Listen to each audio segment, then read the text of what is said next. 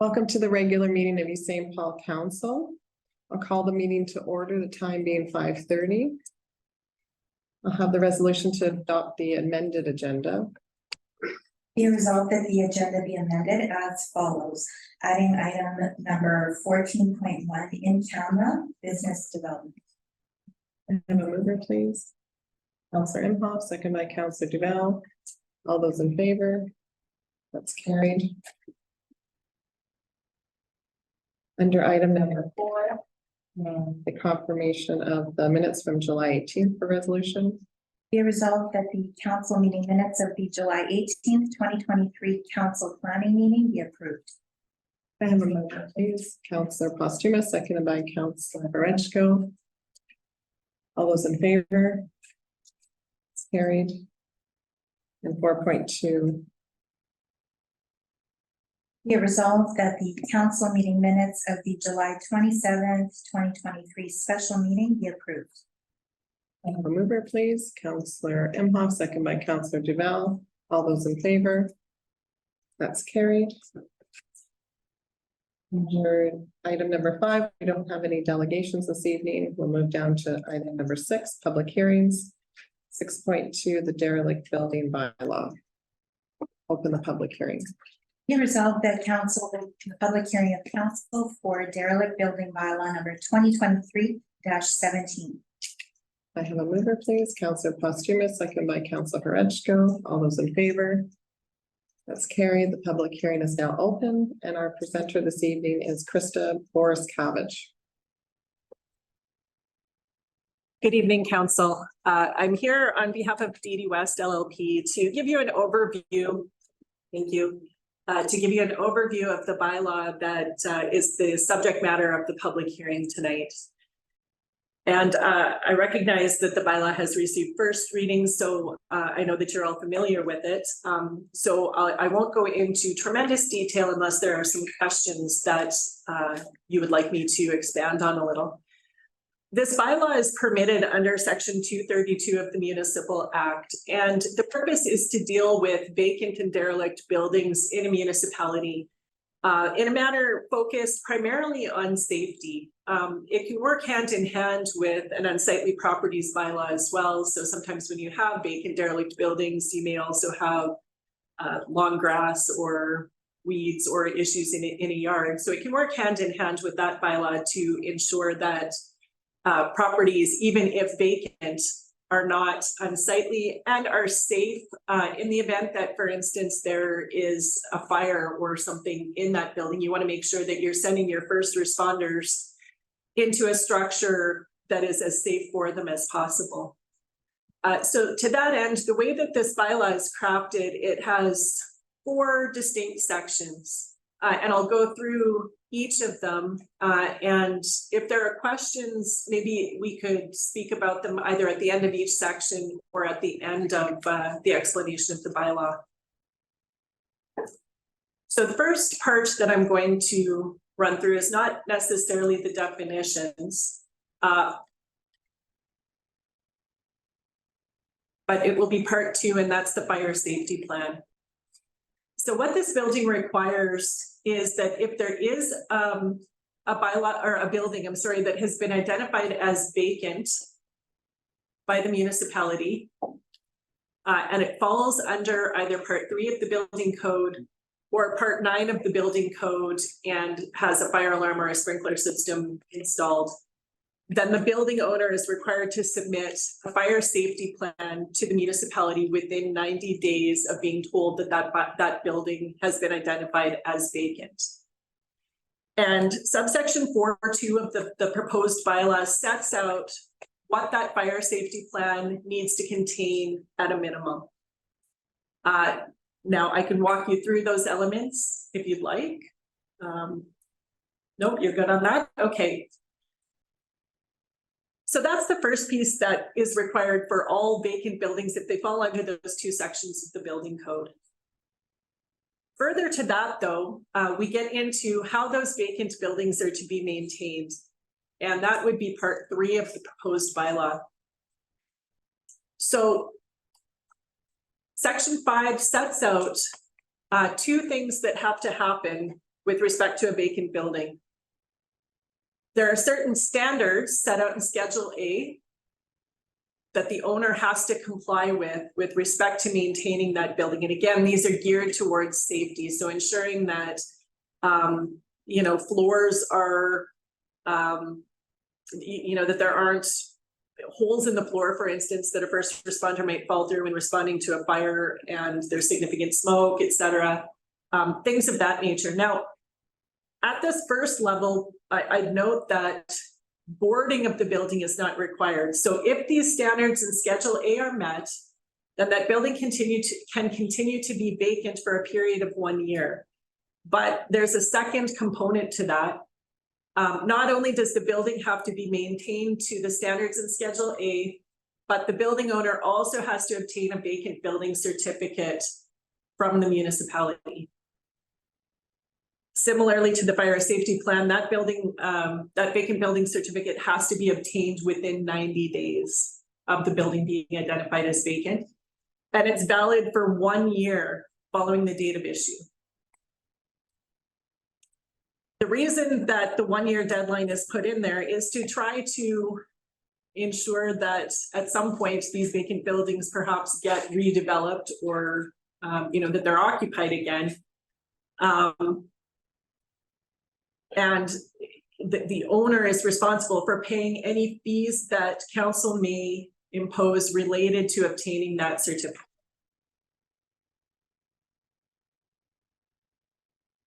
The owner is also responsible for paying all of the inspection fees that the municipality incurs to make sure that the building is in compliance with Schedule A. Now, I've told you that this building, the vacant building, doesn't necessarily have to be boarded, and that's accurate, but it does have to be secured because you don't want people going in and using that vacant building for purposes that would not be authorized. So Section 9 sets out what that owner has to do to make sure that unauthorized entry doesn't occur.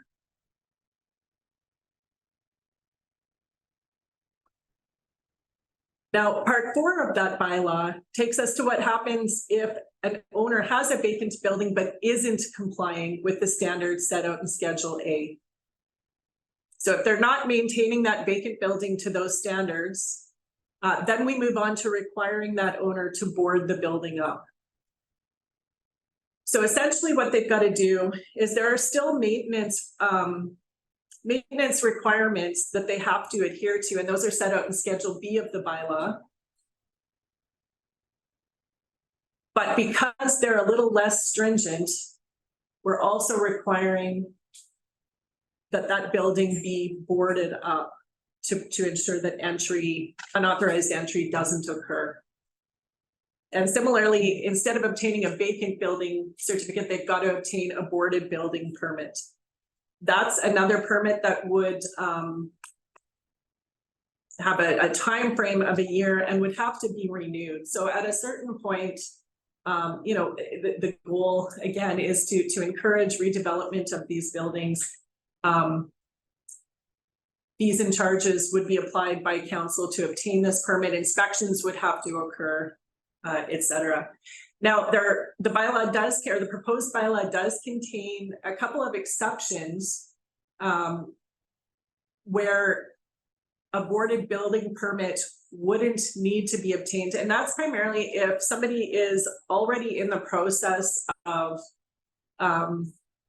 construction or renovation of that building. So they might not be meeting the standards set out in Schedule B, but there's activity occurring on that building where you can see that it's in the process of being redeveloped. An application for a building permit has been made. And the construction has to be occurring at a reasonable pace. It can't just be a situation where, on one day construction has occurred and then nothing happens again for 6 months.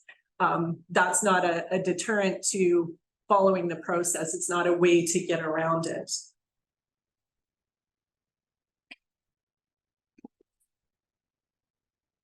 So I'm going to move on then to Part 5, which is the enforcement of the bylaw. This is what happens if a building owner is not complying with either the provisions with respect to the vacant building or the boarded building. So you've still got non-compliance. The legislation sets out a lengthy process that has to be followed in this event, because the end result may be the municipality taking title to property. And that's not something in law that should ever be done lightly. So it is a lengthy process to be followed, but a necessary one according to the legislation. So the first step in that process would be that the municipality would issue an order to maintain. And this would be similar to what you would do in any other enforcement. You're setting out an order, telling the building owner where they're not complying, giving them a time frame to comply. And they've got the similar 14-day appeal period where they can come to council and appeal. What I would point out here is, and again, this is similar to other bylaw enforcement, if they still don't comply, the municipality does have an option to step in and do the work and add the costs to the property owner's taxes. That's one option. It may not be the option that the municipality chooses to take, because what the legislation does also allow is for the municipality to start on a taking title process. So again, lengthy process. You have to issue multiple orders. There's a preliminary derelict building, derelict building order that has to be issued and served. There is a right to appeal that preliminary building order. Then there's a second notice that's required to be served.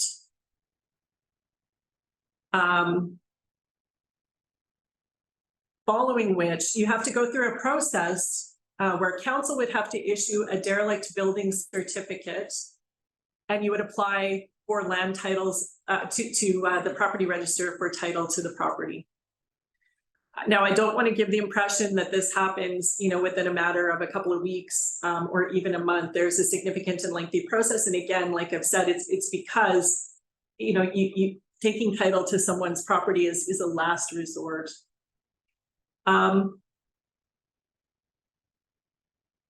I can get into more detail on any parts of that if there are questions from council. That's a high level overview of what the bylaw is structured to do. But again, I'm happy to answer any questions that you might have. Council, do we have any questions at this point? Councillor Posthumous? You stated they work hand in hand with unsightly yard bylaw. So I'm guessing this is bylaw, and that would be our own prairie bylaw looking after it, not regular planning, because they're more with zoning.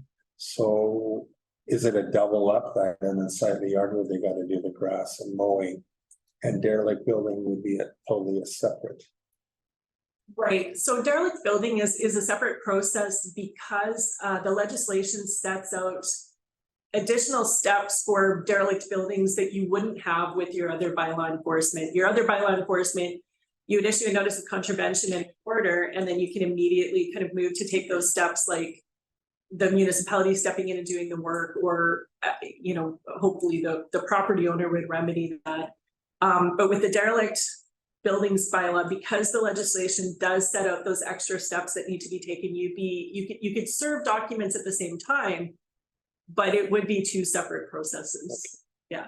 And secondly, I've been the one bugging staff for this for quite a while. So because apparently we didn't have a lot of ground to stand on for a lot of things.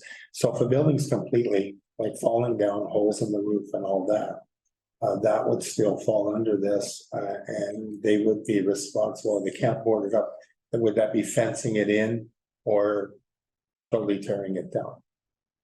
So I'm going to respond at a high level because it's a bit of a situational response that I would need to give depending on the property. But what I would say at a high level is you also have the ability, separate apart from derelict, the derelict building process, if there's a property that is a dangerous site, then the Planning Act and the Municipal Act do give you other methods to go in and either require the property owner or as a municipality to go in and take steps to make sure that you alleviated the danger.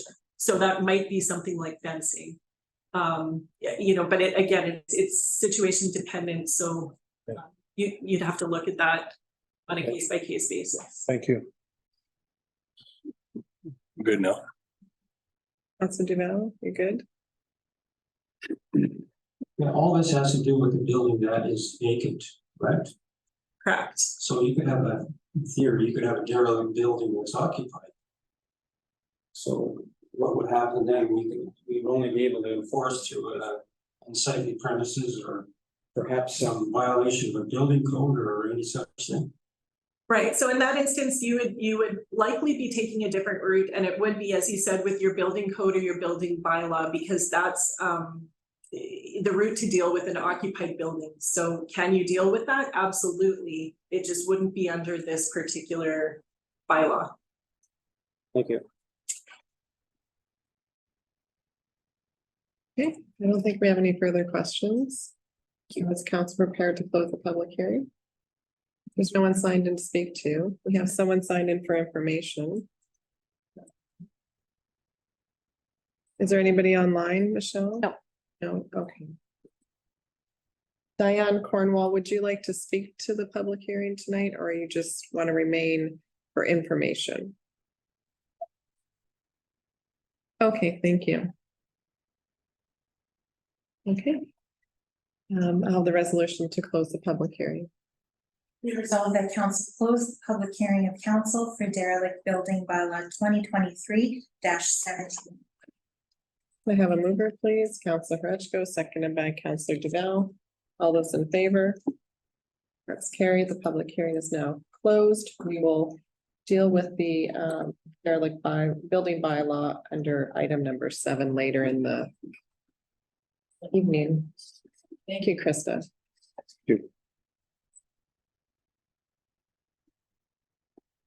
Okay. So our next public hearing, 62, resolution to open the subdivision. Be resolved that council open the public hearing of council for subdivision S 23-3007 for 3601 Mowat Road and Lot A, Plan 9590. I have a mover, please. Councillor Imhoff, seconded by Councillor Duval. All those in favor? That's carried, and the public hearing is now open.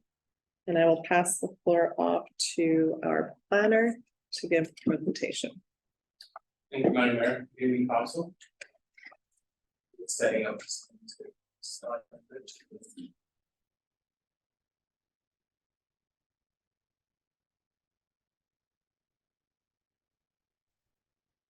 Okay, this is subdivision application at 23-3007. The subject properties are located along Mowat Road. The applicant wishes to subdivide 2 titles into 6 lots of 5 acres each. The proposal will also result in a large residual lot. This is the zoning compliance table. As you can see, all the lots meet the 5-acre minimum requirement, and the residual lot is about 150 acres, which also meets the acreage and its requirements.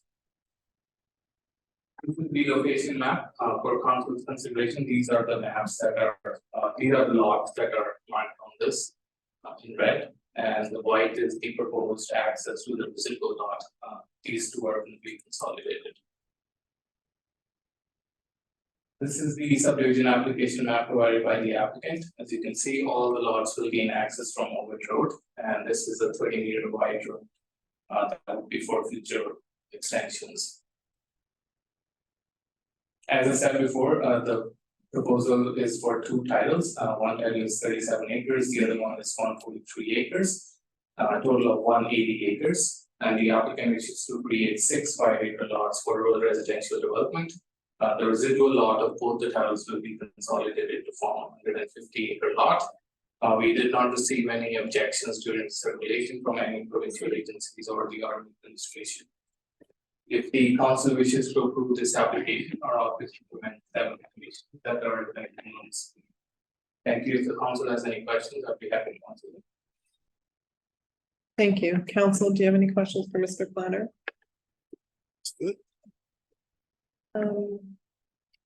Just out of curiosity, through the application process, did the applicant engage RRPD when, moving forward with the application? Was RRPD part of the process of design or any guided information? Not in terms of design, but we did talk to the surveyor about the lot sizes and basic zoning requirements. That's about it. Okay, thank you. Do we have the applicant in the audience tonight to speak to the application? Would you like to come forward, Mr. Farr?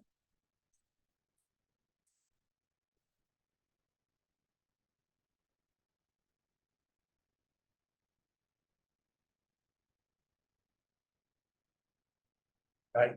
Hello. If it's green, it'll be on. Oh.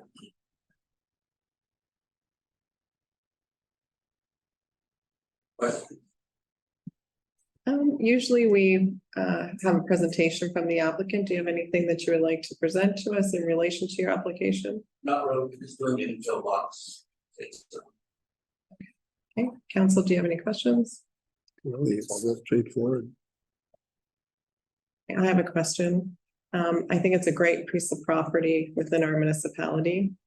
And I'm just wondering, for future development in moving forward, if this doesn't maybe hinder that a little bit, having lots off the backside, lots off the front side, and then you have this 150 acres within. So I'm just wondering if the planning aspect of it for future planning makes sense. We have access to Waterloo Road, and access on Mowat Road. Okay, if you don't have any further questions, then Okay, thank you. yes, thank you. So I'm not sure if you're James or William. William, okay, is James Farr in support? Do you want to speak to the application? Okay, thank you.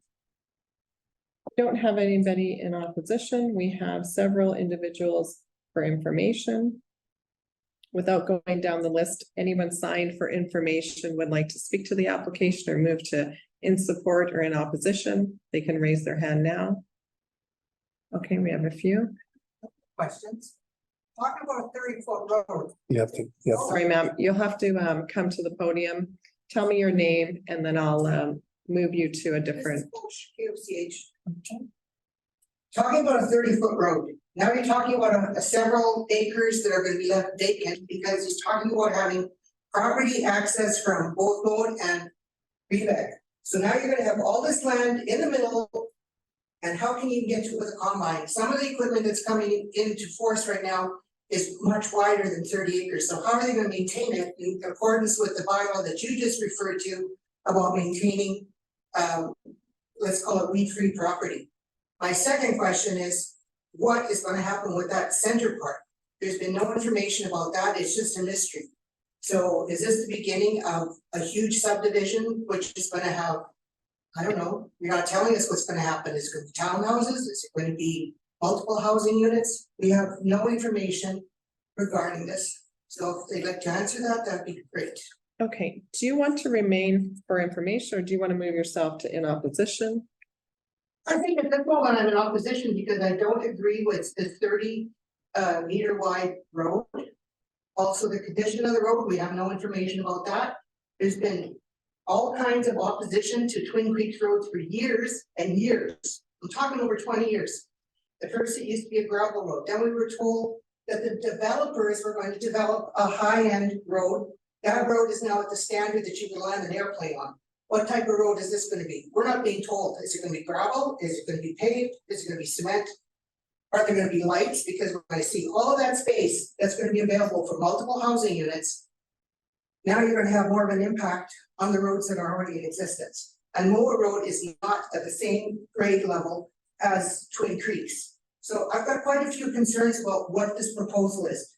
To me, it seems like let's get some properties at this end developed, let's get some properties at the other end, and what's gonna happen in the middle? The other question I have is green space. This community, East St. Paul, as far as I'm concerned, has been notorious for lack of public space available for children. I understand there's gonna be a water park, but when you look at some of the developments that have happened prior to this in other parts of the communities, they have not allowed enough space for children or people to just enjoy green space. So I have a lot of concerns about that. The other concern I have is the fact that you're looking at 5 acres per property. Now, I've lived on 5 acres for over 20 years, and I can tell you that you're setting up a situation for a big, big problem. Number one, most people do not have the interest or the ability or the finances to maintain 5 acres. The average person can maintain is 2 acres. If you're gonna get past 2 acres and you're gonna go to 5 acres, the resident had better be prepared to get some expensive lawn equipment and snow removal equipment. I'm talking 36,000 and up. How many people are prepared to do that? Their eyes are in the sky, I'm gonna get this property, I'm gonna live a country life. And what you're not telling them is, what you've already told us as existing residents is, you can't have chickens, you can't have goats, you can't have any type of livestock. So I think that I better be very clear to the people who are going to be going there, because there have been instances where people have been in the realtor's office, and all of a sudden you're told you can't have any animals. So I think there's some false information or false expectations by saying you can have a 5 acre property. They're not telling them the reality of what it's like to live on a 5 acre property. So those are some of the concerns that I have, because I'm very concerned as a homeowner about weeds and also trash. Because a lot of people think, I got 5 acres, I'll just throw my junk at the back of the property, it becomes a problem. So I'm very concerned about 5 acre lots being proposed. I'm also very concerned about what's gonna happen to the middle part, sorry. So those are my concerns, and those are concerns that are also being shared with some of my neighbors, who unfortunately have other obligations tonight. That's what I have, and if they're prepared to tell us what they're gonna do with the center part, that would be great. Okay, Thank you so much. thank you. Just wait a second. Does council have any questions? Well, Councilor Horachko? I think when a person buys a 5 acre lot, I really believe that most people know what they're getting into. I have friends that have 5 acre lots and they have the proper equipment to cut it. Or sometimes they lease out the back part of their property to a farmer.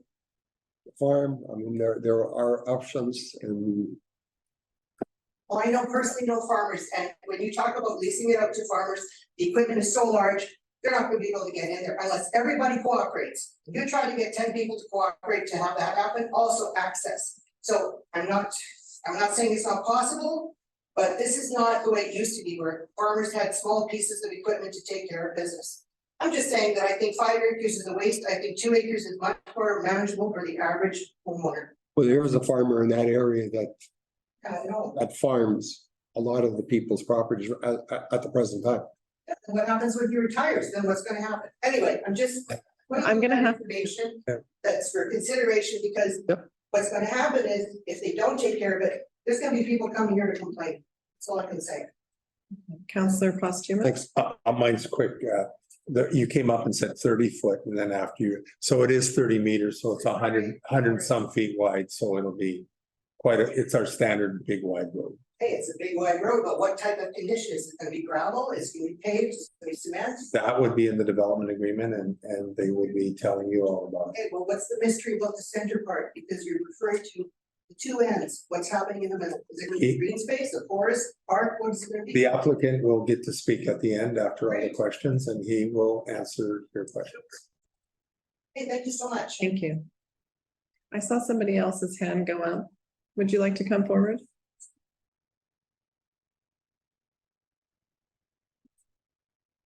My name is Barry Mazer. I live at 3660 Mowat Road, so basically directly across from the development.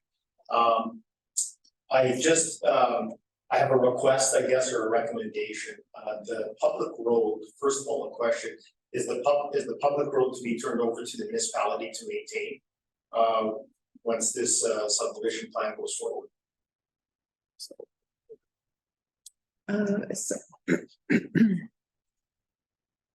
really, we're not supposed to have a Q&A. It's supposed to be presentation and then you'll get your answers from the applicant at the end. Okay. But typically, roads created within a municipality are taken over by the municipality after all inspections and so forth are completed. Yes. So then my request would be that the road actually be moved to the southern extent of the development. Then it's aligned, actually it would be aligned with Twin Creek.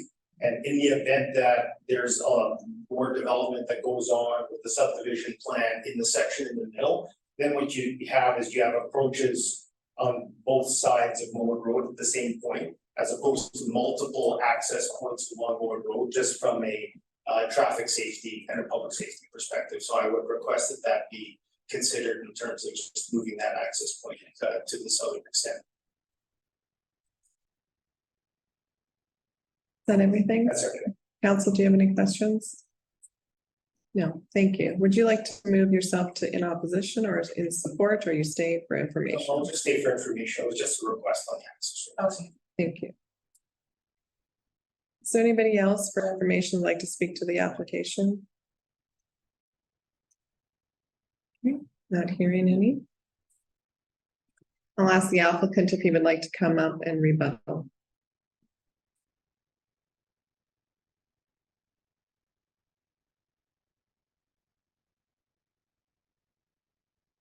The road is, that lines up the road entrance and Big Road, so that's why it's in the middle there.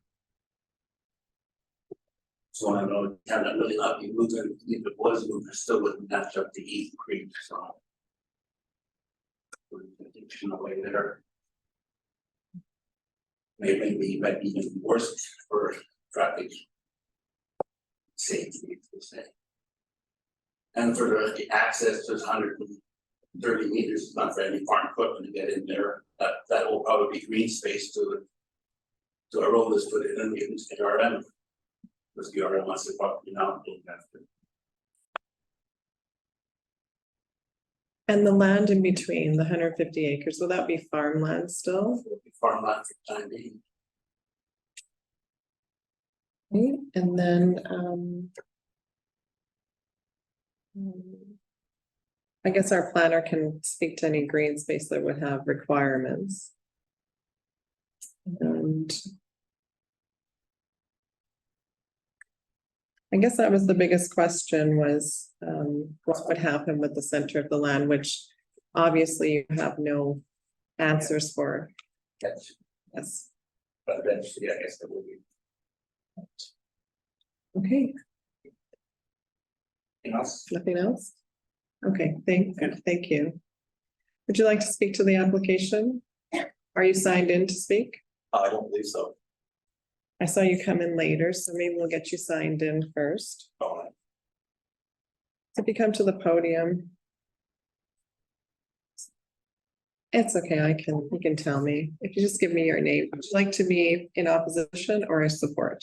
I'm trying to understand a little bit more first, maybe opposition based on what's been described so far.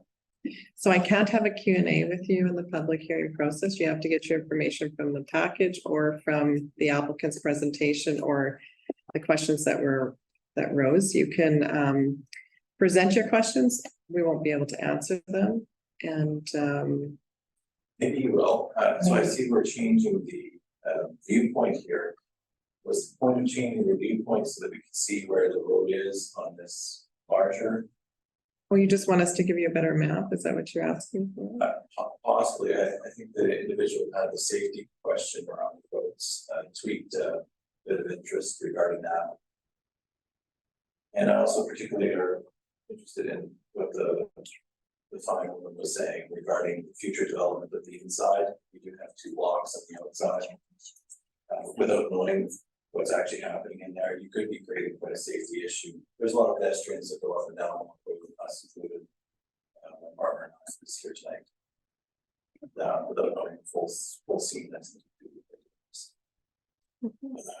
Can you tell me your name so I can put you on my sheet? Yeah, Curtis, Curtis, Wenberg, WENNBERG.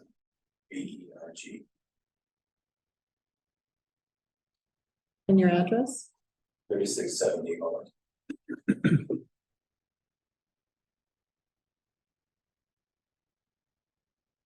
Okay, is that everything? The only thing I would say is I would equally say the road is in pretty poor condition as it stands now. There's really no shoulder for people walking up and down through there. There are in that road, wind blows people's garbages, those sorts of things. So there is a bit of truth in terms of what I'm saying. If we add more pieces on that roadway, I'm not sure where the garbage for those folks will be on that roadway, but it could end up getting a little bit messy. If there's a more wholesome plan done for that area, I'm also for development, so I don't want you to take what I'm saying as against development. Maybe 2 acres and allowing different things is actually a better thing for overall St. Paul and for the development of this property. But to do it piecemeal here may not be the correct way. And I do really like the idea of putting intersections closer together where it could make a little bit more sense from a safety and pedestrian standpoint. Okay, thank you. Council, any questions? Yeah. Okay, because somebody else has spoken, does the applicant want to come up one more time? No, you're good? Okay. Okay, council prepared to close the public hearing? Okay. For resolution. Be resolved that council close the public hearing of council for subdivision S23-3007. Can I have a mover, please? Councilor Duval, seconded by Councilor Posthumous. All those in favor? It's carried. The public hearing is now closed. Now open the floor up for comments and discussion. Councilor Reshko. Well, actually, I think this is a good thing for Mowat. 5 acre lots are, again, I believe the person that would be buying it would know what they're getting, whether they're a 5 acre lot or a 2 acre lot. They're gonna have for me, it's proper septic system on a 5 acre lot. I think it will help us because we'll have more people living on Mowat. It will be we've just reduced the speed limit on Mowat to 60 kilometers an hour from 70. With more population on Mowat, I think it's actually going to make it safer. It's going to be maybe less drag racing going on it because there's going to be more people living on it. There's not going to be any condos going in the middle or that at the present time because our wastewater treatment plant is maxed out and there's not going to be any sewer going into that area probably for at least 4 or 5 years. You know, so I don't think people have to worry that they're putting 10-story apartment blocks in that area.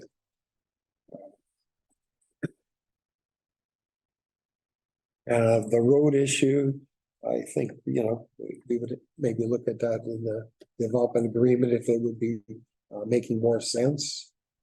This road is it, so that as proposed, this is how it's going to be registered at Mount Tubbs.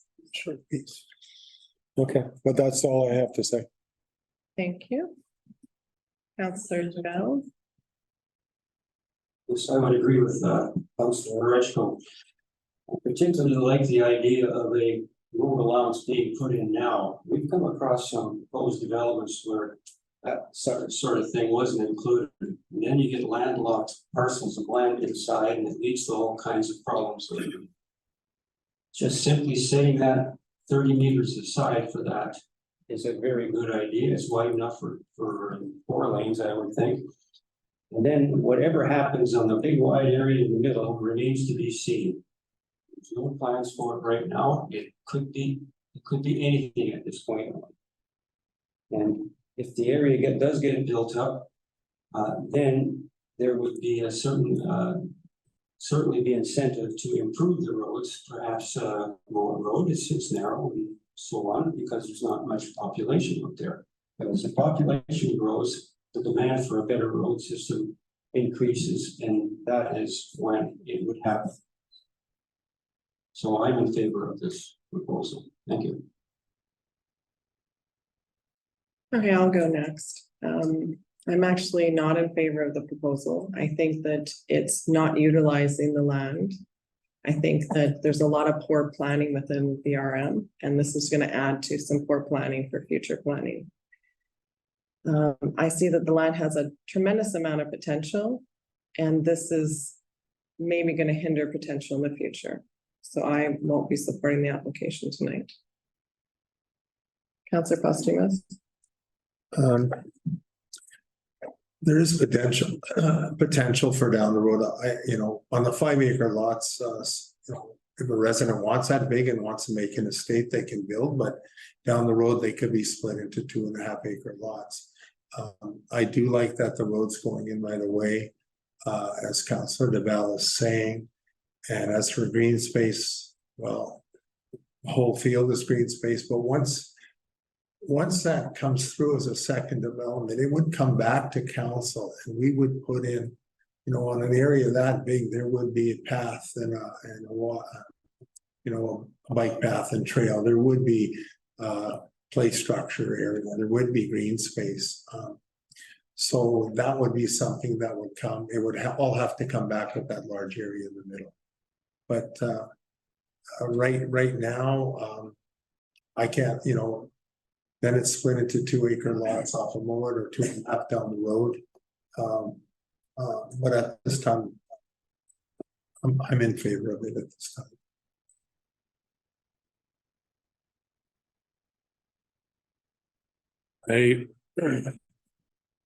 Since we don't know what the landowner has planned for that 150, I think it's premature for us to speculate as to what type of development would go in there, what type of planning they would do.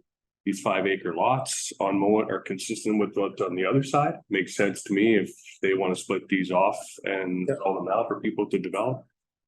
It makes perfect sense to me.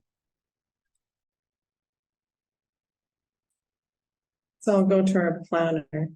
I want to ask her opinion on the subdivision for the outlook of East St. Paul when you're dealing with a large parcel of such. So first I'll speak to the designation and zoning. So at this stage is agriculture restricted, which allows for a minimum of 4 acre lots. And the zoning allows for a minimum of 5 acres of lots. So there's not a lot that can be done at this point, based on designation and the rezoning. As far as road alignment and stuff, I mean, it hasn't been analyzed to determine if that is the best location for the potential future road. It would have to be an entire, as you mentioned, development in order to deal with all of those factors like paths, works, roadway layouts. And there's no secondary plan for this currently. No. Okay, well, I hear that my council is in support of the application this evening. I strongly think that we need to consider future planning when we're approving subdivisions. We've had some errors in East St. Paul, in my opinion, and I believe that this is just adding to an error. And so I was hoping that council would have heard my concerns. Unfortunately, that's not the way. So I will call for the, do we have the resolution? Can you read the resolution, please? Be it resolved that subdivision S233007 be approved, subject to the following conditions. 1, applicant owner submits confirmation in writing from the CAO of the municipality that taxes on the land to be subdivided for the current year, plus any arrears have been paid or arrangements satisfactory to council have been made. Payment of any applicable development fees have been paid. A drainage lot grading plan to be prepared by a qualified engineer to the satisfaction of the municipality and to ensure that the proposed properties do not drain into or impede drainage from the properties. 2, applicant owner enters into a development agreement with the municipality to establish development conditions such as, but not limited to, snow clearing, garbage collection, fire and emergency services, future road expansion as per RM standards, building restrictions, a temporary turning circle at the end of the proposed road, any other standards deemed necessary by the municipality. 3, Applicant owner submits written confirmation to the Red River Planning District from Manitoba Hydro and Central Gas that an easement agreement has been entered into with the departments with respect to existing and or future facilities associated with the subdivision, and a plan of easement as required by the Real Property Act has been provided. Registration of this agreement will be included as a condition of the final certificate of approval. 4, applicant owner submits written confirmation to the Red River Planning District from Bell MTS that a right-of-way agreement with Bell MTS for existing and or future telecommunications facilities in connection with the subdivision for the 3.5 meter easement has been entered into. 5, applicant owner submits written confirmation to the RPD from Shaw Communication Inc. Easement agreements have been entered into or are not required. 6, applicant owner submits a written confirmation from Environment, Climate and Parks, Environmental Compliance and Enforcement Branch that the requirement listed in correspondence dated June 9th, 2023 has been addressed. And 7, applicant owner provides a written confirmation from Environment and Climate, Water Stewardship Division Drainage Section that the requirements noted in correspondence dated June 12th, 2023 have been addressed. Okay. Can I have a mover, please? Councillor Frenchco, seconded by Councillor Imhoff. Call for the question. All those in favor? Opposed? That's carried.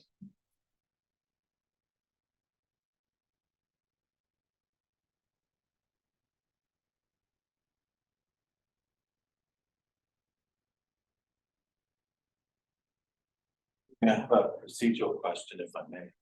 Can't right now. Sorry, you can call the office tomorrow. Thank you. You wanna?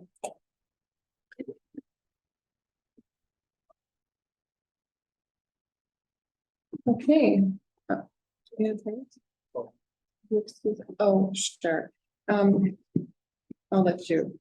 Yeah, I just want to excuse myself from this discussion and the resolution coming up on the Highland. Sorry, I want to excuse myself from the discussion and resolution coming up from the Highland Park, and as I have a conflict of interest on this. Okay. Well, when the Councillor Frenchco leaves the chambers. You don't have to. We can say.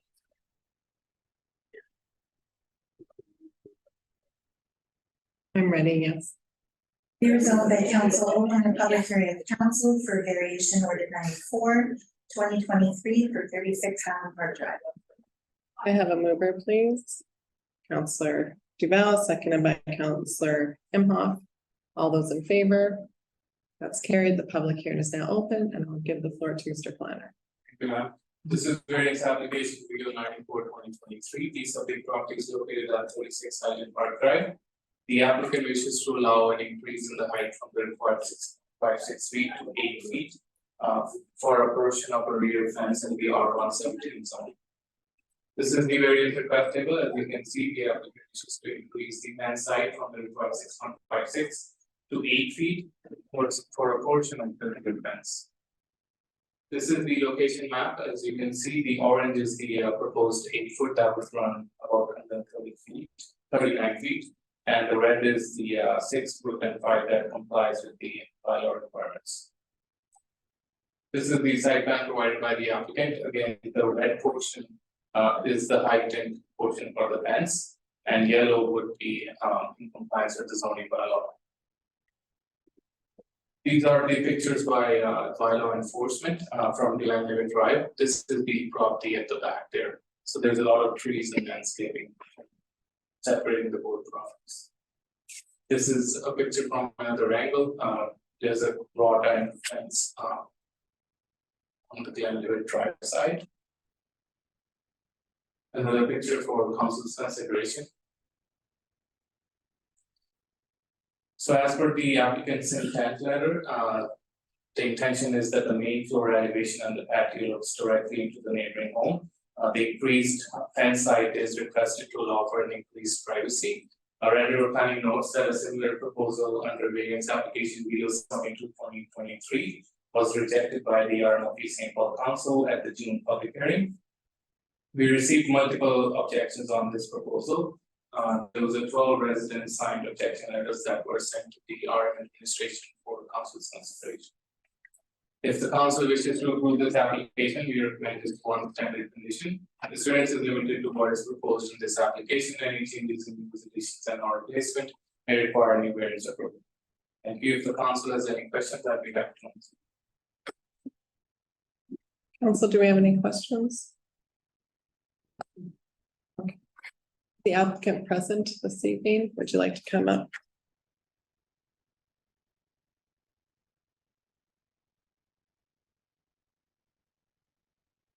Evening, Mayor and Councilors. My name is Peter Janakis, I'm the owner of 36 Highland Park Drive. I'm here for the second time with more information. First of all, I want to thank Mayor and Councilor for coming to the property to review my intent. I have some pictures here. I'm not sure how I can deal with this. Are they printed? This here. Yeah, you can pass them to the CAO. Thank you.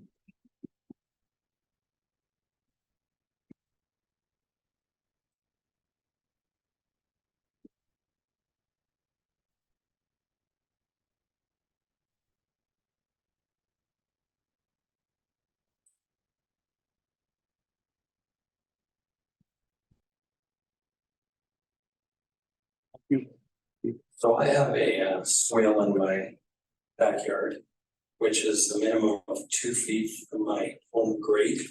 And in the picture there, I have a picture showing a line there, where it's about 2 feet. So from the grade level, that's what I'm showing you right now. Also in the package that I sent, I'm not sure if you've seen it, but I have the decorated wrought iron that comes from the street to the wooden fence, and the wooden fence goes to my garage. That fence, the wrought iron, is tastefully done and kind of matches what I have in the front. And it goes into the back where nobody from Highland or from Glenwood can see. You can see the wrought iron going into the back, but the wooden fence you can't see. The only person that can see that fence is the neighbor right behind me, where I'm trying to give privacy for both of us. So there's the wrought iron fence, which before was just a wooden fence, not even close to this quality of fence that I'm putting down. And then as far as the level, again, it's 2 feet from my home grade. So when you're seeing my backyard, or you're in my backyard, and because of that swale, the fence is basically 6 feet from the bottom of the swale. So John could come up and maybe talk a little bit more about the heights if you need him to. But that's where I'm today. Okay, Council, do we have any questions for the applicant? Councillor Foster. Yeah, unfortunately I couldn't make it, but I did talk to the other councillor, and so the fence is basically in the bottom of it's in the swale. Yes. And then it's the swale, because it's 2 feet deep, then it's 6 feet above the grade. Okay, thank you. Any other questions? Okay, thank you. Where'd I go with that? Lost my paper, sorry. John Hawkhorn, how do I say your last name? John Hawkhorn, okay. If you'd like to come up and speak to the application, you're signed in support. Hi, my name is John Hawkhorn, and I am in support of it. I work for Peter, and I took the elevations with a laser level, and from the grade from the house to the swale is a minimum of 24-inch difference over a 30-foot span. Does that make sense? And from there it drops down. The next 30 feet from there, it dropped down to 27 inches. So obviously a swale slope, so the 24 inches was the minimum elevation change from the grade level of the house.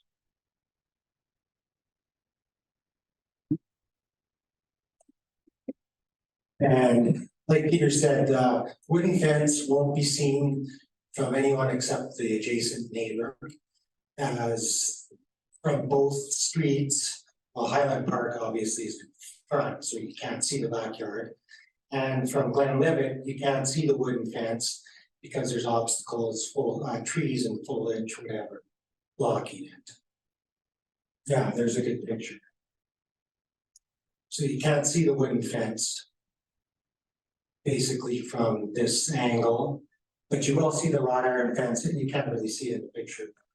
Right at the left hand in the picture, you'll see the new wrought iron fence adjoining the old wrought iron fence.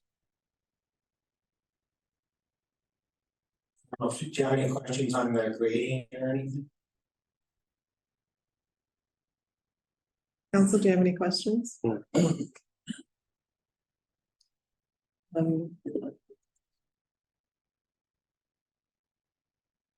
No questions? No, Okay, asked it already.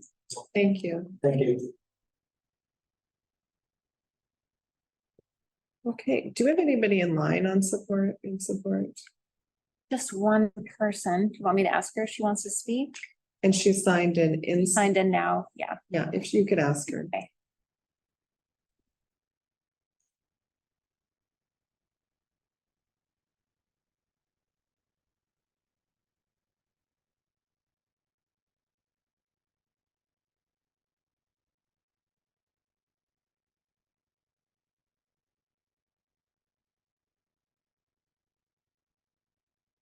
So there's no response right now, Mayor Devlin.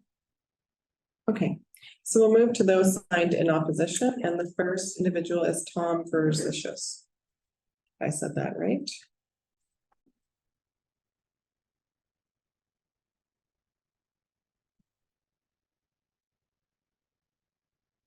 Madam Mayor, honorable councilors, I stand before you tonight in opposition of VO 94-223, as I did previously on the 18th, when the same request was presented in the form of VO 72-223. Nothing has changed in the month that has passed since VO 72 was defeated unanimously by council, except for the fact that the neighbor living next door to the subject property is presently out of the country and unable to express his opposition in person here tonight. He asked me to ensure that even though he couldn't physically be here, that his position was made known to council. So for the record, I will do that now by reading into the record Mr. Montes' letter of opposition. Is it the letter of opposition that we have in our package? Do you have it? Yeah. We do have it Okay. in opposition. So if you don't want me to read that letter, as long as you guys are aware that it exists and that he is still of the same position and still has the same concerns, then that's fine. I'll just make sure council, all members of council have read the letter of opposition. Charles, do you need the letter to be read? No, you're good. Okay, so we all have in our package, so we had a weekend to review. Okay. Thank you, though. That's okay. Just before I say my little piece, I did contact RRPD requesting the elevations at both houses, the grades, as well as the swale. They were not able to provide them to me. They didn't have access to them. They directed me to Department of Public Works, who did not provide them to me. I don't know if they were not able to, or they're not allowed to give it to somebody that's not the direct property owner. So I wasn't privy to that, although I do know that it is lower, the swale is lower, absolutely, there's no question about that. So we come to the point where we talk about an 8-foot fence. An 8-foot fence is higher than what is even allowed in East St. Paul at a commercial property, at the rear of a commercial property. I think, and ask the planning department, but I believe it's 7.5 feet. So we're going beyond what is normally expected with a commercial property at a residential property, which I don't think is appropriate. It has also become apparent that putting up an 8-foot fence will not provide privacy at the elevation as the swale between the two properties is significantly lower than the grade of either house. So we have a 2-foot dip at the swale. You put up an 8-foot fence. The net effect for privacy is 6 feet.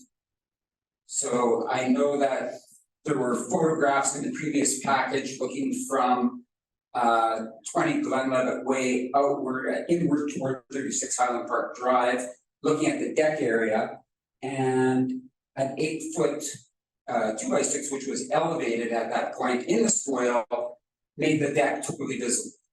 So if the concern is for privacy, an 8-foot fence just doesn't cut it in the swale.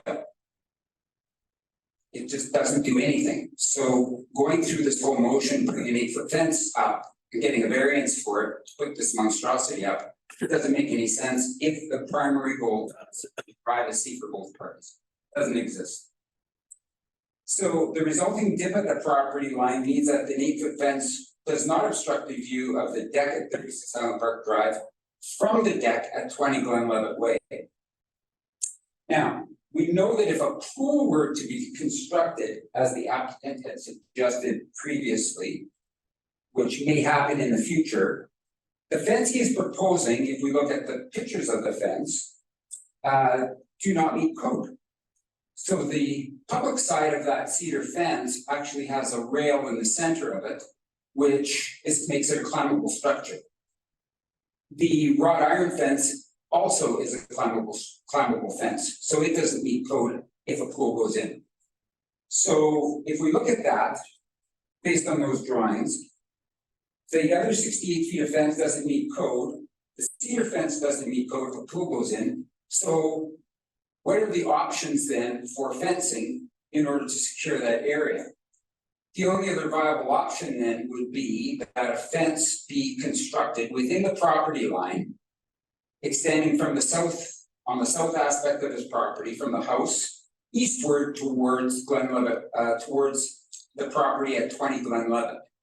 So now to match fences, we would be looking at an 8-foot high cedar fence to match the other fence, which would be totally visible from Glenlevitt Way. If this variance is passed and assuming pool were to be installed as suggested by the applicant, that would be the only solution that would occur. So we would have a case where by passing the variance tonight, the precedent would be set, which would then open the door for the fence along the south side of the property to be built. The net result would be an 8-foot high cedar box, which would be visible from Glenlevitt Way to all the neighbors living on the south side of Glenlevitt Way. These are the same people who are opposed to the variance. So there's everybody that's on Glenlevitt Way is not in favor of this. They've all signed their letters of opposition. There are other options available which would provide privacy without the need to increase the perimeter fence height to 8 feet. Wallace & Wallace is fully capable of designing an alternative in the form of privacy screens closer to the deck area, which means that the elevation, of course, would be higher, which means that the privacy screens would not have to be even 8 feet, although if the applicant wants them to be 8 feet, that's entirely up to himself. But that would provide privacy in a tasteful manner that would be in keeping with the character of the neighborhood. And that's our main concern, is that this is not in keeping with the character of our neighborhood. Because I'm finished, so does council have any questions? Council, do you have any questions? Can we get a map of the area up? Sent in just to show the area, that way to ask this speaker just where his residence is.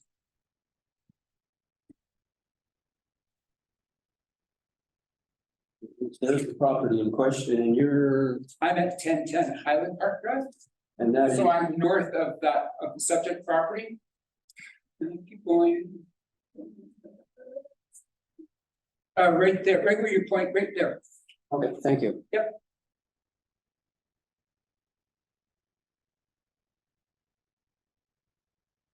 I have a swimming pool with a 6'5" fence, just for the record.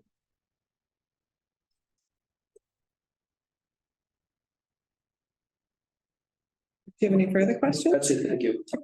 Sorry. I was in my own world there for a second, sorry. Thank you. No further questions. Okay, so.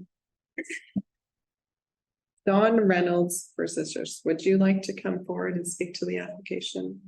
You're just a. Yes. And then Anna Marie Sakis.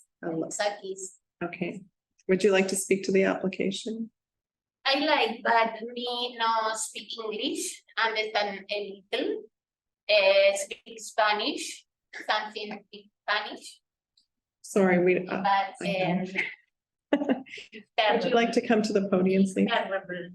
One fence, 8 feet in this neighborhood, please. Mr. Giannakis. You have to address the council, sorry, you have to address council. So we don't cause a debate in the audience. Neighborhood is terrible. All the people know how 8 feet. Excuse me. Do you like it? Have 8 feet in your house? You, do you like it? Do you like it? I think so, no. No medicine, Mr. Giannakis. No medicine. I know. Okay. Thank you. Thank you so much. Council, do you have a question? No, okay, thank you.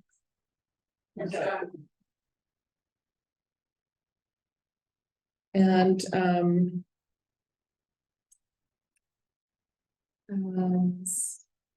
it's Anastasia. I'll speak, it's my cousin. Okay, no. Okay. Okay, thank you. Okay, we don't have anybody for information. Anybody else on the show? Okay, does the applicant want to come up and speak to close the application? No? Okay, okay. Is council prepared to close the public hearing? Okay, so I'll have resolution to close. Be resolved that council close the public hearing of council for variation order 94/2023. Can I have a mover, please? Councillor Duval, second by Councillor Postumus. All those in favor? That's carried. The public hearing is now closed, and I will open the floor up. Pardon me? Resolution. And then you'll just.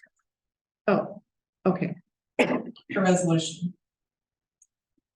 Be resolved that variation order 94/2023 be approved subject to the following conditions. The variance request is for what is proposed within this application. Any further changes and additions will require a new variance. Can I have a mover, please? Councillor Imhoff, second by Councillor Duval. I will now open the floor up for discussion. Councillor Duval. Yes, the possibility of a pool going in there and then the mismatching of fences and so on and so forth. There's no plan for a pool right now, but if a pool was to be proposed in there, it would have to be surrounded by the proper fence. And if it means taking down the fence that's already there, then so be it, but the owner is responsible for putting in a proper, safe fence around the pool, no matter what. It matches the old one or not, it doesn't matter. It has to be proper.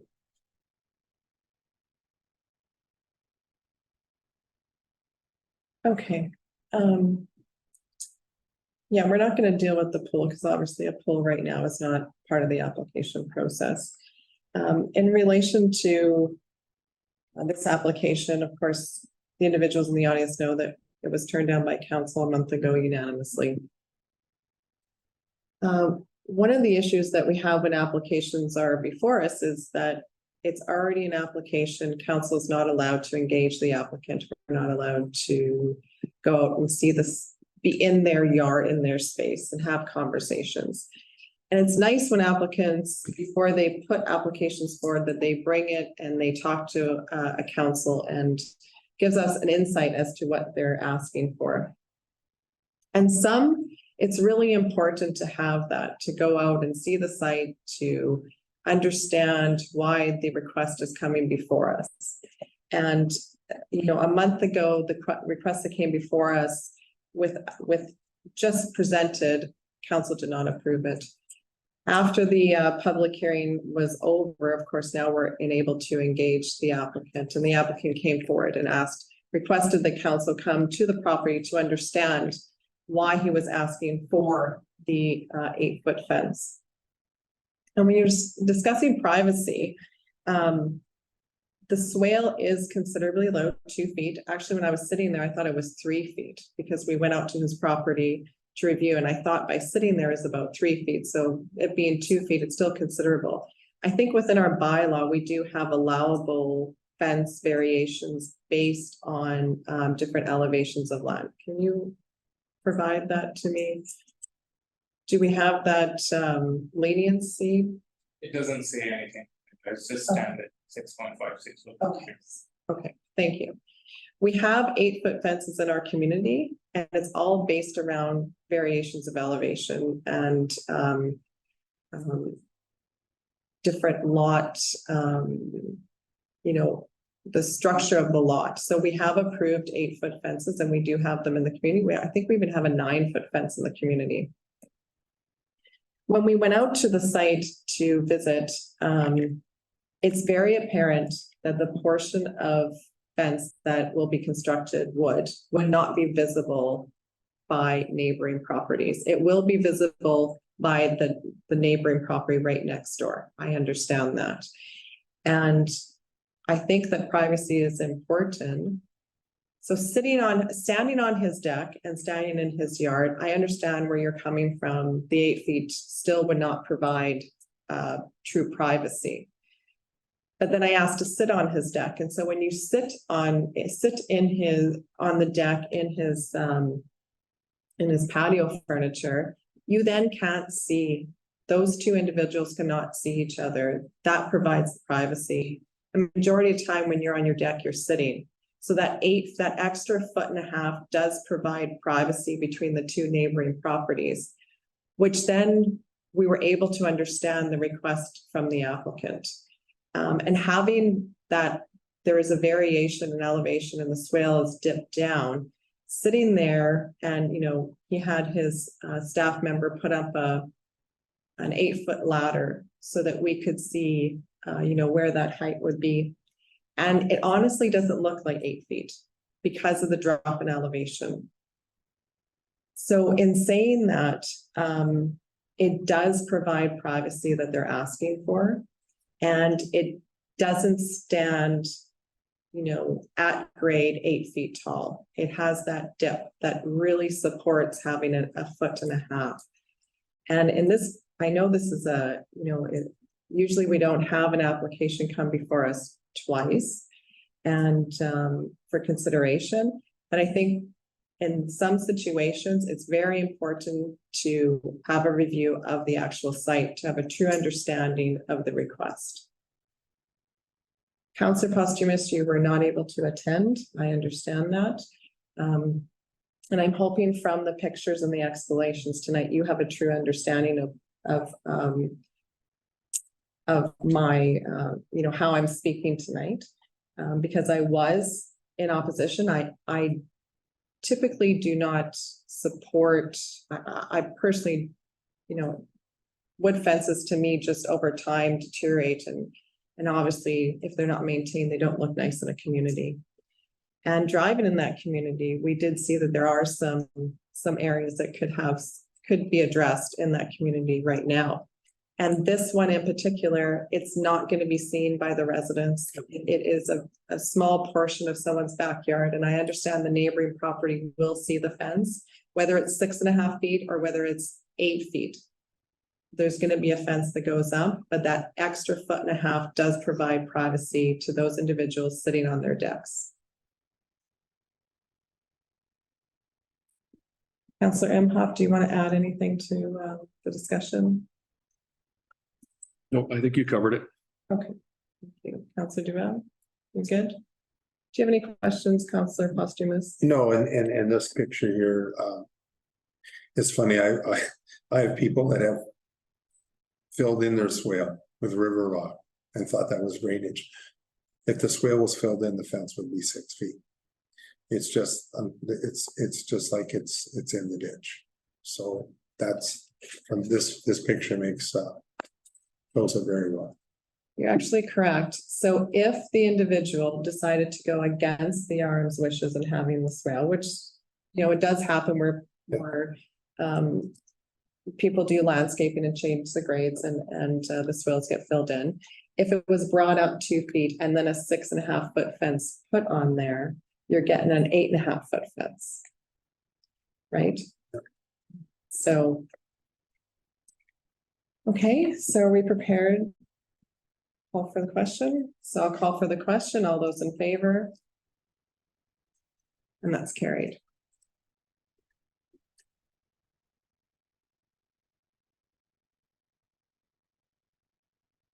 Okay, next we have 0.4, resolution to open the public hearing. Be resolved that council open the public hearing of council for variation order 88/2023 488 Deerfield Drive. Can I have a mover, please? Councillor Posthumous, seconded by Councillor Duvet. Sorry. Do you want to wait for Orr? Oh, I'm sorry. I forgot to invite Oris back. Right. I'll have to include him now.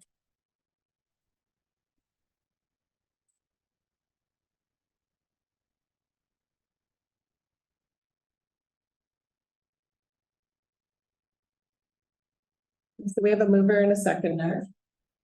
So Oris, I'm opening the public hearing for Deerfield. Okay. I forgot to invite you back. I have you now. I have a mover and a seconder, and I'm calling for the question. All those in favor? That's carried, and the public hearing is now open, and I'll pass the floor off to Mr. Planner. Thank you, ma'am. This is variance application VOA 2023. These are the properties located at Deerfield Drive. The applicant wishes to allow for a second access to the property. This is the variance request table, so in the zoning bylaw section 56.3 specifically says that only one access is allowed per title, but the applicant is proposing 2 driveways. This is the location map. As you can see, the orange is the main driveway, and the red is the second access to the property that goes all the way back to the new garage. That's here. This is the site plan provided by the applicant. As I said, this is the main driveway, this is the second access, and this portion is paved all the way to the new garage. These are pictures from Red River Planning bylaw. As you can see, this is the primary access, this is the second access. And Red River Planning stresses that the second access already exists, so this is kind of a remedy. The variance was required, but the access is already built. So as I said before, the bylaw does not allow for a second driveway. The RM has reviewed this application, and Public Works noted that the second approach will result in reduction of Boulevard snow storage. We did not receive any objections from the administration. We did receive 5 support emails from neighboring property owners and 1 objection from a neighboring resident of this proposal. If the council wishes to approve this application, we recommend 2 conditions. Number 1, this variance is limited to what is proposed in this application. Any changes in use, additions, and or replacement may require new approval. Number 2, the applicant owner obtains all the required permits from Red River Planning District and the municipality. Thank you. If the council has any questions, that we have. Thank you. Council, do you have any questions for Mr. Planner? Forrest? Sorry, Councillor Korechko. Forrest. Approach permit was never taken up for this? That would be a question for the Public Works or the administration. I don't believe there was a permit. So the applicant just took it upon himself to put a driveway? To our understanding, yes, the driveway already exists. Last one. Okay. Is there a garage in the back there now? Yes, there is. So the garage and the driveway are already built?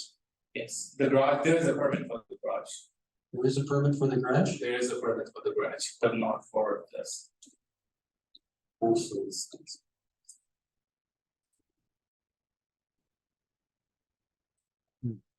Was there an approach permit taken out for the existing driveway? Probably from the RM administration. The existing one, yes. Okay. I just have a question in relation to the area. I wasn't familiar with this subdivision. It was before I was an elected official, so I took a drive out there to review.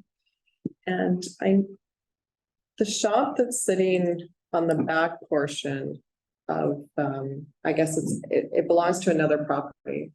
But I'm just wondering, is there a variance associated with that shop? Like, that's something you can answer later, but I thought that it was really tight to the fence line when I was there. So that's just something that I noticed. I can look at it. Yeah.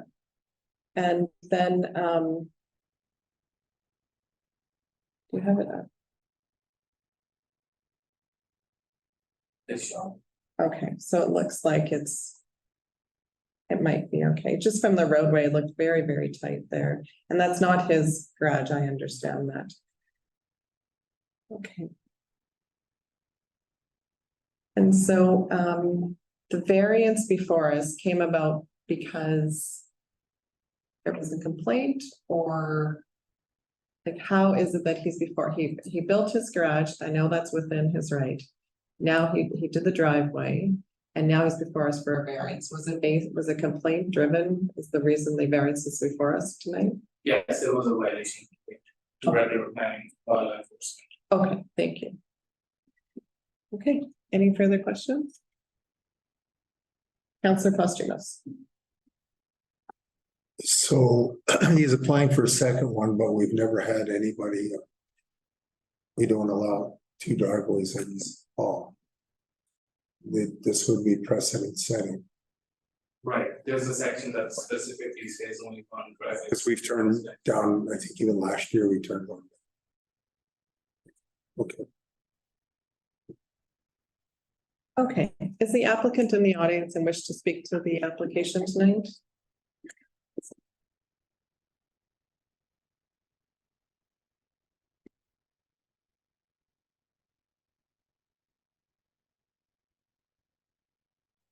My name is Denver Woods.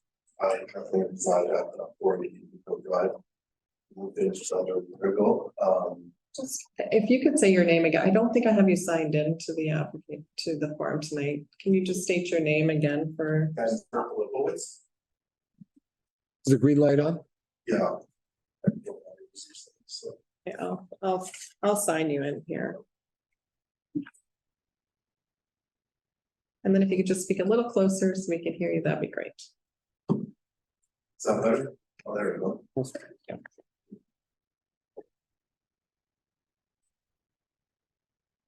Okay, so when I was house shopping, one of the criteria I had is that I can have a decent sized garage built in my backyard. I'm a car enthusiast, right? So I wanted a place to store my vehicles.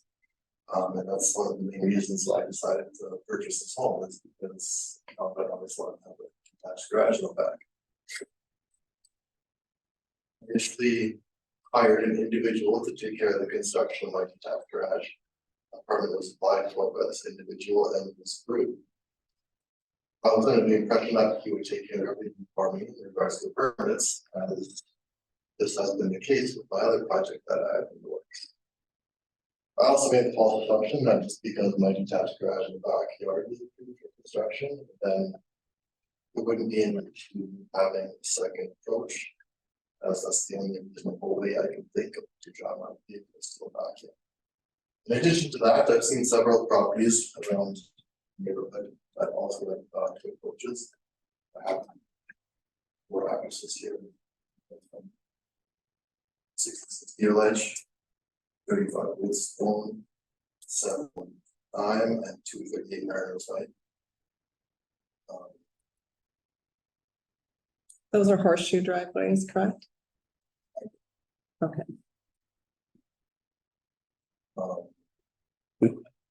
I definitely learned to feel the valuable lessons during this process. Contractor I initially hired to build the garage, failed to order inspection of the rebar prior to the concrete being poured. So I had to pay a fine for that as well. Along with the reason I'm here today is probably to be more diligent and less dependent on the future. I do have an odd shaped lot, as you guys have noticed, which gives me a wide frontage, so in my opinion, it allows that second approach to blend in more. It allows me to slow my vehicle to the back hidden on the site. I don't feel like it negatively affects surrounding properties and it's the neighborhood. I have personally spoken with all the neighbors in my area. Many of which have direct line of sight to my house and do my property on a daily basis, and none of them have anything against it, and I've only received compliments for it. Guys, I should have paid more attention. Slipped my mind. I didn't. It was an honest mistake on that part. Okay, council, do you have any questions? Councilor Frenchco. So you've got a few toys that you like to keep in your garages. You're not in the business of moving vehicles. This is for your own. Correct. There's yeah. And you just assume the guy that was doing the garage took a driveway over.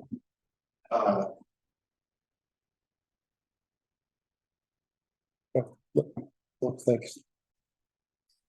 Yeah, mine was the same question. You're not like, you're not buying and selling and flipping cars, and like going working in the shop in the back, and then your neighbors are gonna hear all that. So. Got it. I like my vehicle. Councilor Hall? Can I ask a question to the planner while we're having this here, or is that for discussion later? In the discussion period to the planner, right now it's for the applicant. Do you have a question for the applicant? Not at this point. Okay. Or actually just, look, never mind. So your contractor was the one who dealt with RPD for the permit for the garage. Correct. And at the time I was planning on getting him to do the driveway. My town was not happy with the work, so.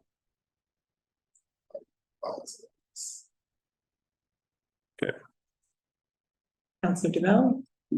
All of this was, of course, thought out right from the beginning, because the house is just built, so you're at already, you had plans for a garage and a driveway, second driveway right from the beginning.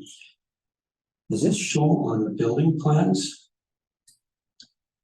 It was already built, the house was already built. No, but there were plans to build everything, so did this second driveway show on the building plans?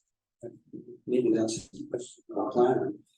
Councilor Duval, he purchased the home and then he built the garage. So he purchased an existing home and then it was his initiative that built the garage. Got a variance.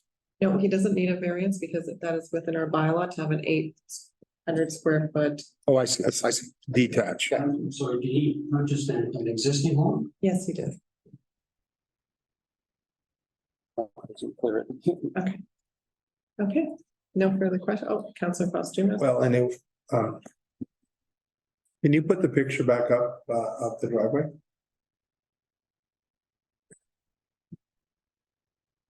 And I'm guessing it's gonna end up with our planner. So that's just the paved, Interlocking stone. paved entrance. It may not. You're right, in some areas, like I've seen a small paved spot, people use it as a parking pad kind of thing to get in. This, I don't believe, and then I would ask our planner after, there's a certain standard for width and turning into driveways, I believe, that they have to be, they can't be so wide, and they, we've had some where we made people cut them down, they were too wide or too big a driveway. Would this fall into the right standard? Or now we're just treating it as a path, walkway, oversized? Councilor, we're gonna wait to discussion, I guess, to have that. Okay. Discussion. Okay. If you have any questions for the applicant. No. Otherwise, I'm gonna let him. I see what it is now, it's. Okay, thank you. Thank you. Okay, next we have Kelly Rempel.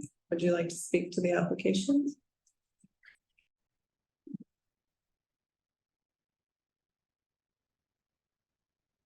Good evening, my name is Kelly Rempel and I live at 475 Deerfield Drive, directly across from Mr. Littwood's house. I'm here in support of it. I don't have any issues with the additional driveway or whatever you want to call it, halfway. He's got beautiful cars that he parks in his garage, so it's not like it's dilapidated cars or anything, so I don't have any problem. So I'm in favor of it. Right. Thank you. Richard is next and I can't read your last name, so you'll have to tell me. For the monitor, it's Richard Olszewski. Thank you. I can see, I'm at 455 Wallace and I can see Mr. His house. With me is Chad Muir, who's in direct line of view. My brother-in-law, he's on Mowat in Deerfield. And it used to be that there was a bunch of beautiful cars that were parked on the street, and now we have a nice clean street. So I'm certainly in favor of the application for the variance. Thank you. Oh, sorry, you'll have to wait a second. So you're on Wallace, basically just behind him? Kitty corner. Kitty corner, okay. But I spend a fair amount of time at my sister's place. Okay, thank you. Okay, Chad Muir.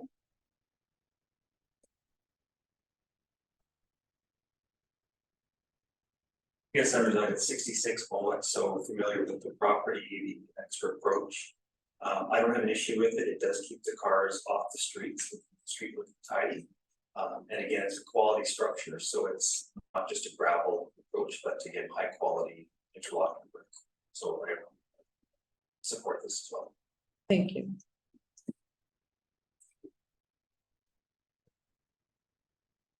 Okay, we don't have anybody signed in opposition. Do we have anybody online? Okay. I'll have the resolution to close the public hearing. Be resolved that council close the public hearing of council for variation order 88/2023. I have a mover, please. Councillor Posthumous, second by Councillor Imhoff. All those in favor? Carried, and the public hearing is now closed for resolution. Be resolved that variation order 88/2023 be approved, subject to the following conditions. This variance is approved to what is proposed within its application. Any further changes will require a new variance approval.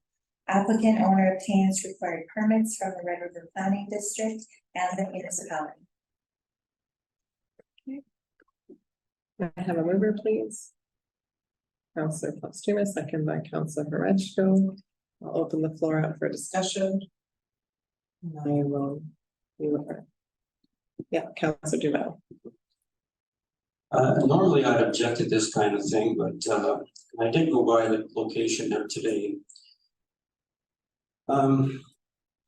It's not a normal driveway access. I certainly don't expect any cars to be parked on there. We should have asked the applicant in the first place. It's narrower than a driveway. It looks more like a wide sidewalk. It certainly is an attractive construction. I do hesitate still because I don't want to see a precedent set that we get two driveways. But on the other hand, I'll repeat it, this is not really a driveway. As long as it remains as simply a wide walkway, which can serve as an access for a vehicle into the backyard, then I'm okay with it.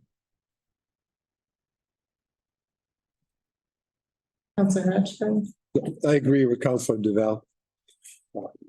This is, yeah, like you say, a bigger sidewalk for lack of terms. This is a one-off. It's not like a normal driveway, and I agree with you. He's not using this for business. He's using it to store his personal vehicles, keeping them off the road. So I would agree with you on moving forward on this. Okay. Go ahead. Oh, okay. I'm struggling with this one for the simple fact that in this situation, our bylaw is actually working against us. And I've spoke to this in the past, that you have a subdivision that acts as, so we have our rural setting subdivisions, and then we have our, I'll use Southlands as an example, where you have attached garages. And then you have an allowable 800 square foot structure that can go in your backyard. That's really unheard of in a smaller subdivision, right? That's something that should be in a rural setting. So our bylaw is working against us in this situation. And so it's unfortunate, and we do need to correct that, because moving forward, subdivisions of this nature should not be able to have an 800 square foot garage in the back and an attached garage in the front yard. It's a massive error and an oversight in planning. I can't agree that this is a sidewalk because cars are driving up and down it. The only, if I go on the flip side, is that, you know, it's a smaller street, everybody around him is in support of, until, you know, maybe somebody buys, and then they know what they're buying because they're looking at the area before they purchase. So in this situation, I'm struggling with it, but I understand it, but it's our bylaws working against us because he was entitled to have the garage back there. So how do you allow somebody to have in a garage and not allow them to have access to it? Right? I mean, it could have been that he splitted his driveway off and he went in a different direction. I understand, no, the issue is two approaches coming off of Deerfield, right? Because sometimes you'll see it where the driveway splits, or it's the same driveway going to the back, so it's just one approach off. So to the Director of Infrastructure, do we have any issues with the approach as it stands right now constructed? Not from an engineering standpoint, but No, so it meets all of our guidelines in relation to approaches. I expect, and I can't say for certain, I expect that it may be undersized in terms of width from a standard approach. But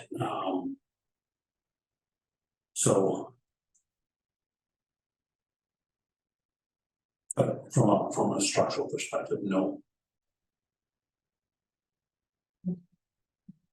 Okay. Councillor Mowat, are you ready now?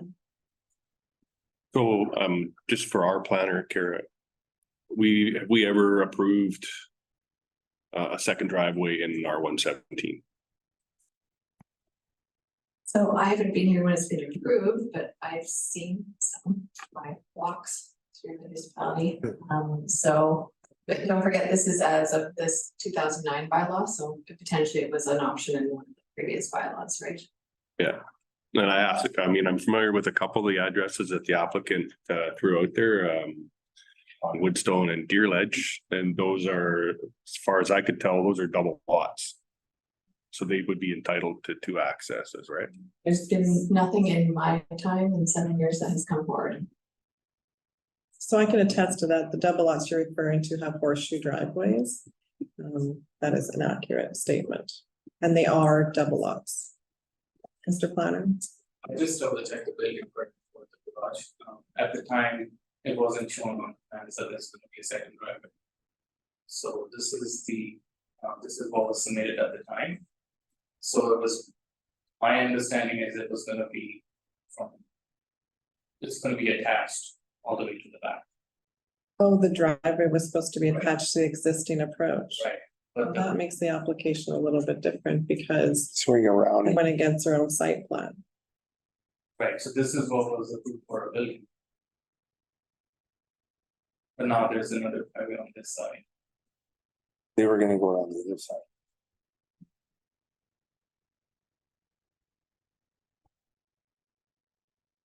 This is my struggle. It does look good. It doesn't, like, it's very nicely finished.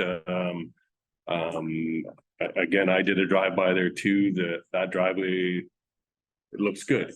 But at the same time, it's going to, and we all know how things sometimes or tend to go, once you set a precedent, others start applying for the same type of thing, right? So my fear would be, do we get more and more applications or variance applications for second approaches, second driveways, and then how do we turn those down after allowing one, and one that came after the fact, unfortunately. I mean, it's a terrible situation that our applicant's in the fact that his contractor didn't do his due diligence, but at the same time, we have to be concerned with the municipality as a whole. Although Mr. Planner just presented that the site plan presented to the RRPD office during the permit process was to go on the other side. So the contractor did his due diligence. It doesn't actually show it driveway. It doesn't show it. No. You're suggesting it was. Right, because it's just one, this is the existing driveway that's on the plans. And it shows the building, but nothing about the second access. Yeah. I see. So what you're saying is that through his permit process, he only showed the structure, not the driveway. Right. Okay. And I think in the future, maybe one of the processes will have to be if someone's putting in a garage like that, when they go to do their permit, that question should get asked about how do you propose to access this? I mean, in this case, the horse is out of the barn, right? But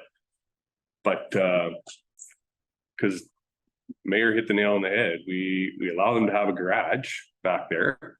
That's in the bylaw. That's within, they can apply for the permit and get it. But at the same time, there has to be some forethought here as to how you're going to get there within the existing rules. And we have a lot of homes that have these structures in the rear. And they use their existing driveways. They place them where the driveways are. And it's actually never been, in my time, never been a concern or a question when we're looking at their site plans. So this one is definitely unique. Councillor Hutchko? So instead of treating this like a driveway, could we treat this as an oversized sidewalk? Would that be different? Does he have to do something to have an oversized sidewalk? Does he need a permit? No. He needs a permit to have any approach coming off of the street. That's the concern, right? And so another concern is, it's a long driveway, probably could accommodate 4 or 5, whatever cars. If that starts getting filled up, are we gonna get complaints? Because we only allow 4 vehicles on a driveway right now. That's within our, oh no, we moved it to, did we change it? It's different in different zones. I'm pretty sure it's 4 in this. Four in this zone. So you allow 4 cars on a driveway. Now you got 2 driveways. Like it really muddles up for bylaw as well. Well, if we don't consider it a driveway, then you can't park 4 cars on it. Consider it a sidewalk. So we're saying that he can only walk on it? Technically, yeah. So how does he access his garage? It's his problem. Councillor Duva. Yeah, the one problem I have that comes to mind now. I certainly believe this owner is sincere. That's what he needs it for. He's gonna roll his vintage car in the garage and roll it out. Nothing ever sits on the driveway. But what if he sells the property?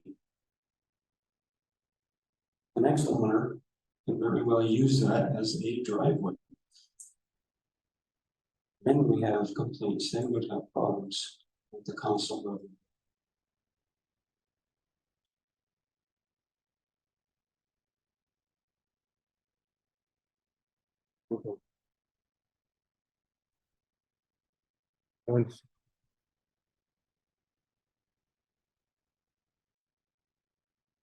Well, I think this one is, in my opinion,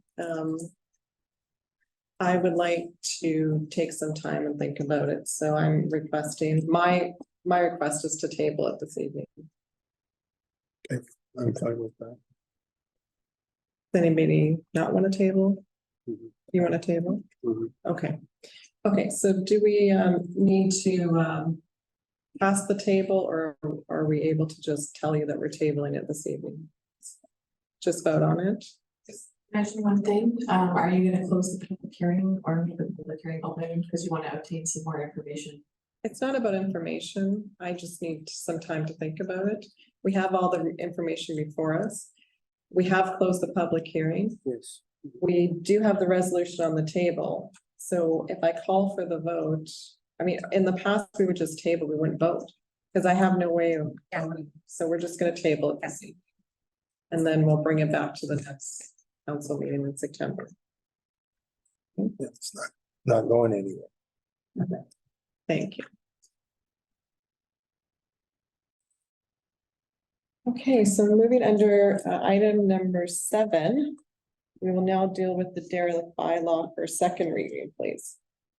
Be resolved that bylaw number 2023-17 being a bylaw of the Honorable to establish a system to regulate the condition and maintenance of vacant residential and commercial buildings, and to establish a process to take title to vacant and derelict buildings be given second reading. I have a mover, please. Councillor Rechko, second by Councillor Postumus. Any discussion? Call for the question, all those in favor?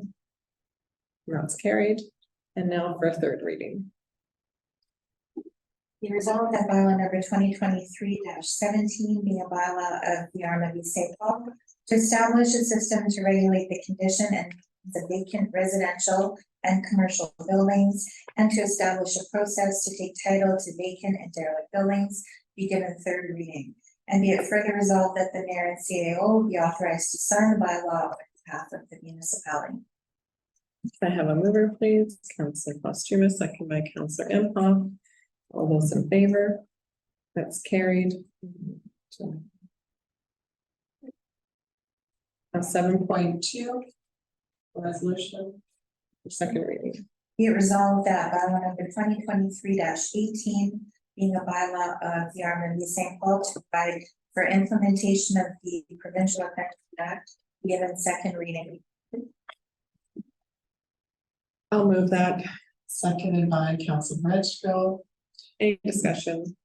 All those in favor? It's carried. Now for third reading. Be resolved that bylaw number 2023-18 being a bylaw of the RMW St. Paul to provide for implementation of the Provincial Offences Act be given third reading. And be it further resolved that the mayor and CAO be authorized to sign the bylaw on behalf of the municipality. Member, please. Councillor Duval, second by Councillor Imhoff. All those in favor? That's carried. Item 8, policies. We don't have any this evening. Item number 9, finances. Schedule accounts for Be it resolved that the schedule accounts dated August 25th, 2023, amounting to $24,292.50 be confirmed as paid. I have a mover, please. Councillor Rechko, second by Councillor Postumus. All those in favor? It's carried. 9.2 for resolution. Be it resolved that the schedule of accounts paid since the July 18th, 2023 meeting of council amounting to $1,605,327.44 be confirmed as paid. May I have a mover, please? Councillor Imhoff, second by Councillor Duval. All those in favor? That's carried. 9.3. Be it resolved that the net payroll and council indemnities for the RMW St. Paul from July 17th to August 22nd amounting to $333,324.46 be approved. I have a mover, please. Councillor Postumus, second by Councillor Duval. All those in favor? That's carried. 9.4. Be it resolved that the statement of revenues and expenses for the period ending July 31st, 2023 be approved. Have a mover, please. Councillor Duval, second by Councillor Imhoff. All those in favor? That's carried. Okay, under general business, under planning, we have 10.1 for resolution. Be resolved that the development agreement between the RMW St. Paul and the Worth Group Limited for subdivision S22-2979 be adopted. And be it further resolved that the mayor and CAO be authorized to sign the agreement on behalf of the municipality. I have a mover, please. Counselor Perishko, second by Counselor Duval. Any discussion? Call for the question. All those in favor? That's carried. 10.1.2. Be resolved that council remove condition number 3 from resolution 2023-23. Subdivision S 232992 for 2461 McGregor Farm Road, which states the applicant owner provides a written confirmation from Environment and Climate Water Stewardship Division that their concerns noted in correspondence dated February 14th, 2023 have been addressed.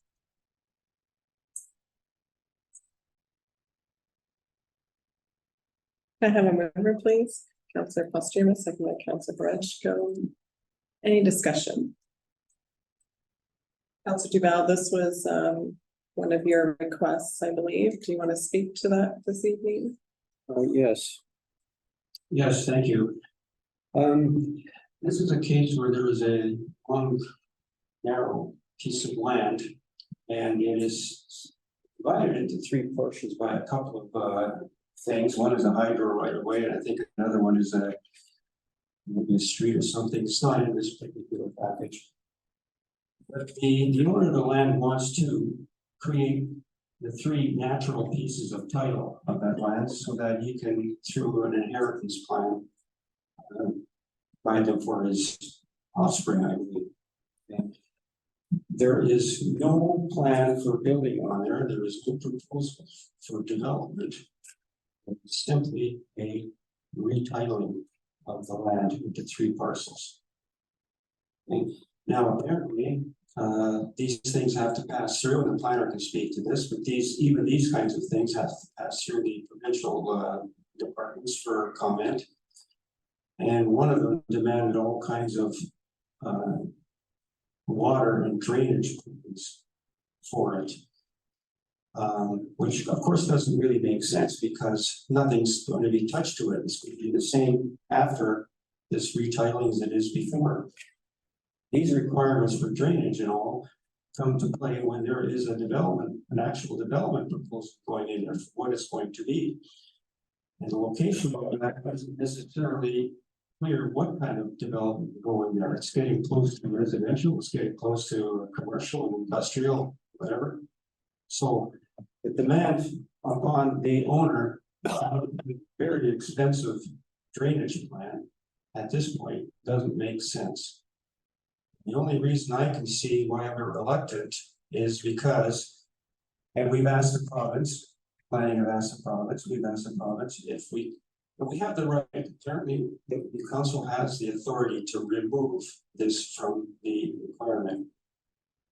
And but the only drawback I hear is that, well, the province may appeal our decision. And I say, well, go ahead, appeal it. Common sense is on our side 100%. I don't think they would appeal. Yeah, I'm going to sit down and chase after something like this.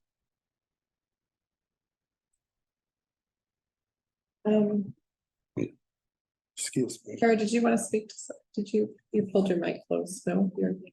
Okay. I'm trying to find here, so it says there's an email from Dan Roberts. And it says, the requirements. There's 6 here. And the one that we're item number 3 that we're removing, could you repeat it again? Because I'm trying to find it here. For some reason It says applicant owner provides a written confirmation from Environment and Climate Water Stewardship Division that their concerns noted in correspondence dated February 14th have been addressed. Okay, and then that's the email from Dan Roberts. Yes, and so I think the one that we're disputing the most would be number 2 of his requirements, because he's asking for the lot grading plan, right? So that's your drainage plan. And because they're not developing, we were saying that they wouldn't need to have that right now. do we want to take a minute to look at the others, like the other 5 requirements that that they're requesting? Or are we removing all 6? That's my bit of my confusion with this one. We're just removing one. Do you understand what I'm saying? Because he has 6 listed here. So basically, in the conditional approval letter, which is sent out by River Planning, it's condensed, and in the resolution that was passed by you guys, it's condensed into these are the requirements of the province. So it's just grouping them all together, not saying this one or that one, like that's what they want as a whole. Right, and so I can see why they're probably gonna push back on us, want to put it back in. Because there's 6 requirements, not just the one that we're referencing. I've been told that the wetland requirements are actually more expensive than concrete than someone else, because it's a newer requirement. And the advice from our planner is it that RRPD themselves can put this back in, or is that what governing body is gonna put this back into the development agreement? So if you do pass the resolution and moving it, this would then have to go to Red River Planning Board meeting next month. So our Red River Planning Board. Right, and then they would take a decision to take it out, and a revised conditional approval letter would be sent to all the provincial agencies and the owner. And then the province would be given 14 days, I believe, or 30 days to appeal if they want. But everybody would get a revised copy if this is taken out. And the decision is Red River Planning Board at the next meeting. So, if the River Planning Board has the ability to put the condition back in. And if they choose not to, then that's where the applicant can take it to the municipal board. Or the provincial agency. So, yeah. Yes. From a process point. No matter what they say that they're going to do with this property, they want to divide it up into 3 lots. And the requirement is to have the lot grading plan and all that stuff, right? Now, they might say right this second that they're not going to develop, but isn't the overall purpose of that to make sure that those individual lots aren't affecting each other negatively and the surrounding area is not affected negatively? And then if we do remove it and they decide to just up and sell those lots to 3 separate people, how do we make sure that the drainage conditions and everything are rectified when it goes to get developed? Just so you're aware, the operations department did request lot grade drainage plans for part of the development agreement. So I've already met with the owners. They're already working on that to have it done for the 3 properties for us for the development agreement. And part of it is to ensure that even the existing lot does drain properly. So this is the time when things are fixed if they are negatively affecting their neighbor. And then the other conditions for like the wetlands and everything else, right? I mean, is there a chance then to force them to be addressed if we don't do it now? If they sell those properties to 3 separate people, are we going to be able to force them to meet those conditions down the road? I'm suspecting not, but From the provincial standpoint, probably not. Yeah. Because that subdivision is a stage where the province gets a copy, right? Right. If somebody buys it or just submits a building permit, they can develop on the property. Right. It won't go to the province for comments. So then that's my concern, right? Is these are things that should be addressed, and if they didn't need to be addressed, they wouldn't be. And yeah, it's crappy that this family is going to have to take on that expense to do that stuff. But at the same time, they're the ones who have to split the lots and for inheritance or estate planning purposes. And there's no guarantee as to what happens after the fact. That's my concern here if we take this condition out now. Right, I think that where Councillor Duval is getting at is that typically, I mean, yes, you can, I don't know what they do with this land right now currently, right? So if it was considered farmland and they wanted to divide it up for family planning and we made them do drainage plan within their farmland, we would hinder them from farming.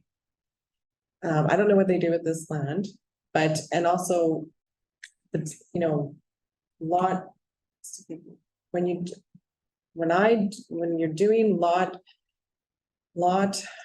drain plan, like lot grade site servicing plans, that's what I call them. Typically you have a structure to go off of. Considering the shed off the roof, right? So anybody who's building a home in the future should have to provide that through the permit process to be able to build their home, collecting their water and not draining onto their neighbors. I think that Councillor Jubel is trying to avoid them having to do all this drainage plan now in advance of development. My concern is that we have 5 other conditions here that the province are probably going to say to East St. Paul, these need to go back in. I don't know if there's a way to get around any of this, but now you're telling me that the applicant is actually working on their lot grade site servicing plan.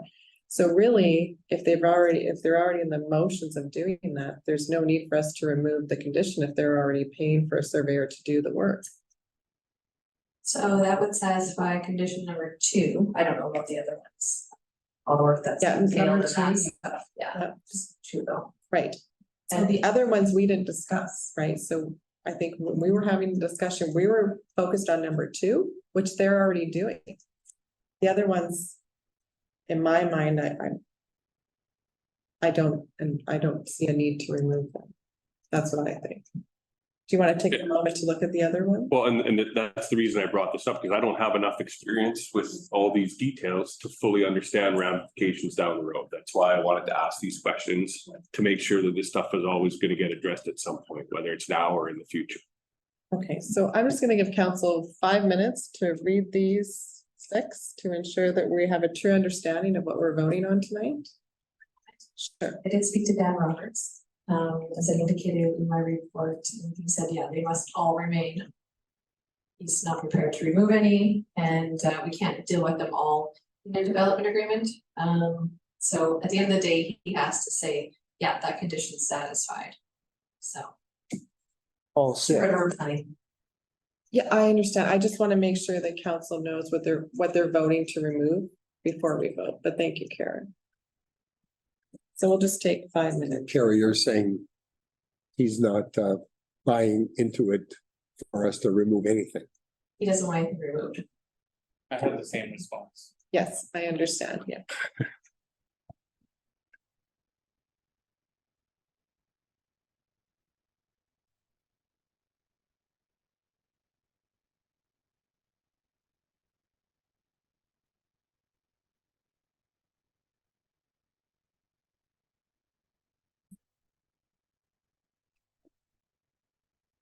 Okay, so they also provide us with definitions of each requirement. And so when we're looking at the first one, site map, this really is in relation to proposed development. So my question is, if this is written into the development plan, is there a way of deferring them to the point of development or no? No, I can't defer their requirements.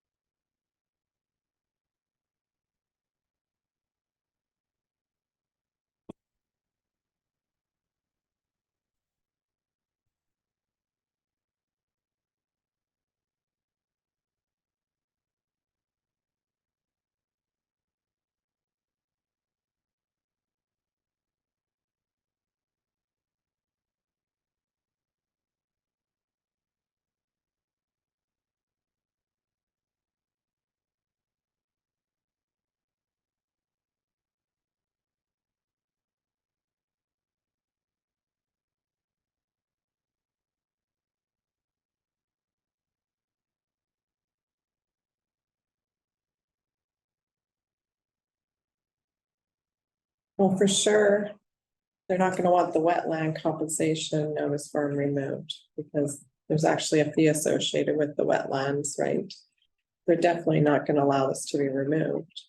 I know that a subdivision that was approved prior to this coming into place is now being told, since they haven't completed it, that they have to do it.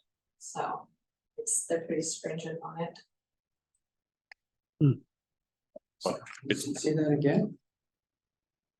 So I was speaking to a developer of another subdivision who, you know, had approval years ago, but are still working on getting block grading and all that done, and we're told that by the province that they still have to now do the wetland, even though it came into place after their approval, because they haven't officially registered their subdivision. And they tried to get out of it and were not able. It's frustrating because I look at all these things and it's all geared towards all these definitions of these requirements. It's all geared towards the proposed development. It's written in there about 4 or 5 times. There is no proposed development. Some of these things, this is a template for a development that could be a half a section of land or something. This isn't for talking about here. I mean, we have, you know, at some point we have to apply a little bit of common sense. And I know it's strictly against the process, so to speak, as it was written hard, but we're here to make decisions where we can vary from these processes. Everybody should be in a position to do that because you can't write something to cover every circumstance. And to apply this to this circumstance is ludicrous.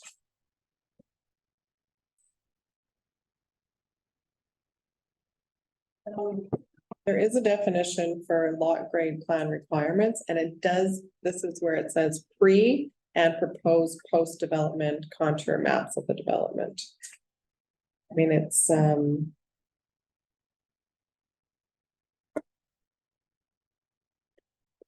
a tough one, Brian, and I honestly think no matter what our decision is, they're gonna put it back in, it's gonna go to the board.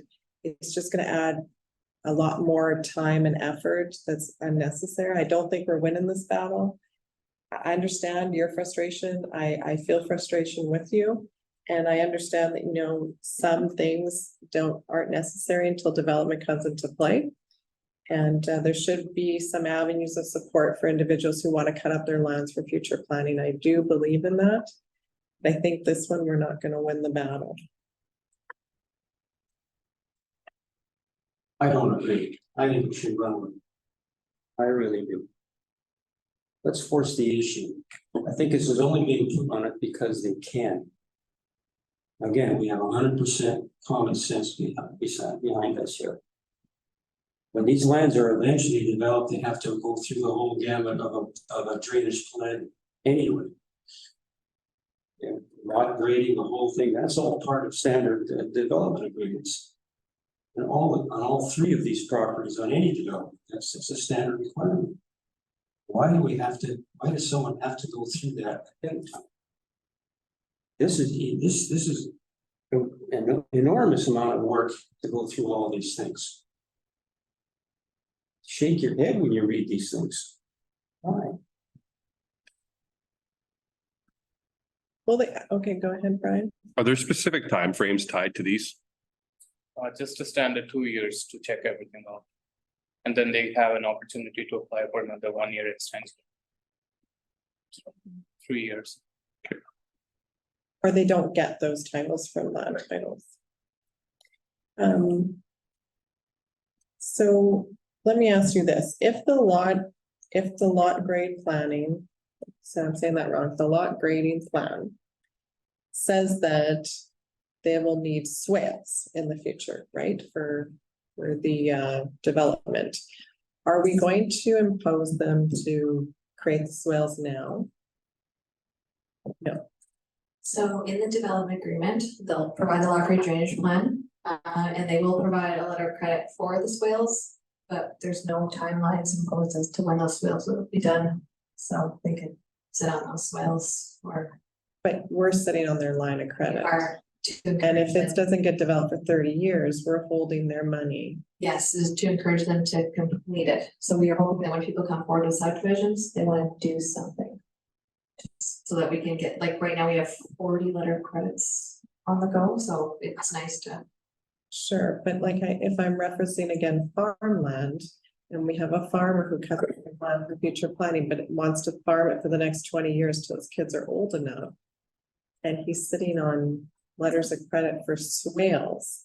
And it's not that much money that they do sit on it. Like in this situation, for example, they could put a house right now off McGregor Farm Road. And file the new lot. And I offered them the option to rezone the other piece to commercial if they want, which could then be developed. They're thinking about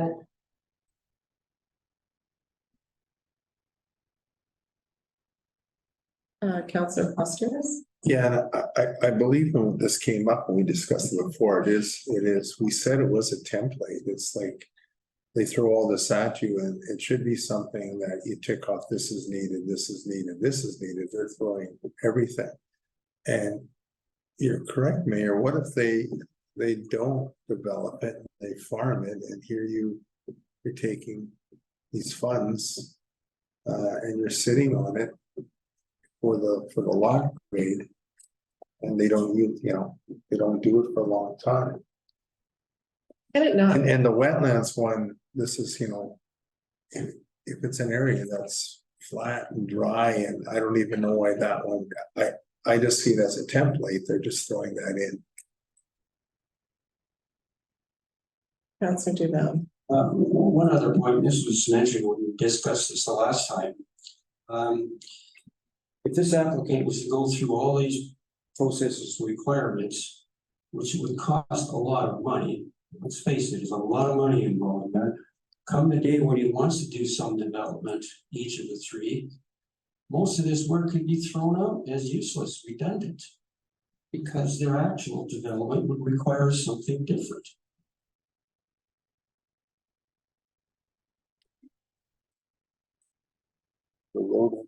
Okay, so the province indicates that these steps have to be done, but the RM dictates the letter credits and timing of execution. Is it not that we could write in the development agreement that the swales and the letter credits have to be provided at time of development? So that if Carla Devlin bought the lot, it follows the title, it's a caveat on the title.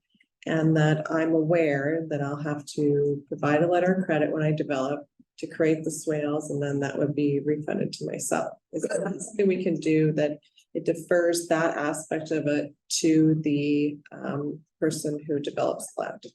We had that conversation with the lawyer on the phone. Was it 8 months ago or so? Don't remember. Yeah, it's hard to remember exact details, but he recommended that it be done now, because then it's dealt with register and title, and then they can just go ahead and get their building permits. For example, that one lot, they can just go ahead and get their building permits once the lot's created. So then the development agreement indicates what they do need to do. And like, for example, for the swales, I can't see it being too much. I mean, the existing house wouldn't have to probably change anything. Dave, can you speak to what would be needed more for like drainage from your perspective? Yeah, a lot of hand, we'd have to see the specifics to the lot grading plan. So. Yeah, you don't know. We don't know at this. I mean, say the swales for these 3 lots amounts to $10,000 in letter of credits. $10,000 to an individual is a lot of money that could be collecting interest in their bank account instead of sitting as, for years in ours. And then, say that land doesn't get developed for 20, 30 years. I think we have letter of credits that no one's picked up, like we run into that problem where they either forgot or. Yeah, so as not here no more. We go through them all. Well, operations goes through them all. They used to, when we had our engineer on staff here, he would start going through them all and calling people and saying, let's just get this done. So that things get done. I know the lawyer did mention that it's the fact that you want people to come forward when they actually want to do something, because the point is to subdivide it so that something can be done. Otherwise you can just sit on it and farm. But maybe we could have another discussion with him, kind of the pros and cons. Right, so if we don't remove this tonight, we still have time to negotiate within the development agreement, right? like the conditions would be there, but we have those letter credits and so forth, that's for us to determine. So our conditions, the development agreement, so that's our condition? Yes. Yeah, their condition is theirs solely. Right, yes, so this could remain, and then we could still have discussions based around that aspect of swales and letter of credits. We wanna change the process, but I know in their case, they're already on it. Yeah, so that's great. Okay, is that satisfying to you, Brian? Well, I just want to clear up one thing. So obviously I want to remove all these things. So this council has the authority to vote that way. Then we go up to river planning for second level approval step. And if that's approved there, then river planning writes a letter to the province to that effect that this has been removed by the council and planning district. Right, so a revised conditional approval letter would be sent to everyone. Okay, and then it would be up to province to do whatever they want, but. Right, they would be given 30 days to. And our fear around the table here is that they will appeal it. Okay? Now, even if they appeal it, doesn't mean it's gonna go back in, then it goes to the municipal court. And does that cost the RM money to defend our decision at the municipal board level? Sure. Are we prepared for those costs? I don't think that's a very good reason to not do the right thing. It costs the province money too, of course. The thing is, Brian, they're already in the process of doing the requirements, so we're really not. The favor that we can provide to them, if we were permitted to, and if it worked out, is to not take a letter of credit for swales, right? So there are things that we can do within the development agreement in our powers to benefit the applicant. And I think that, you know, I understand, but I think that in this situation, because the applicant's already well on their way of doing these requirements, we're just gonna create a battle for the RM that essentially doesn't exist because they're already doing it. Go ahead. I remember one of the lawyers' arguments to leave it on now as far as letter of credits. So these all become new titles, they're sold, something happens, they're sold the next week. Then that works is put onto the new purchaser, so then they're gonna have to put in all those swales.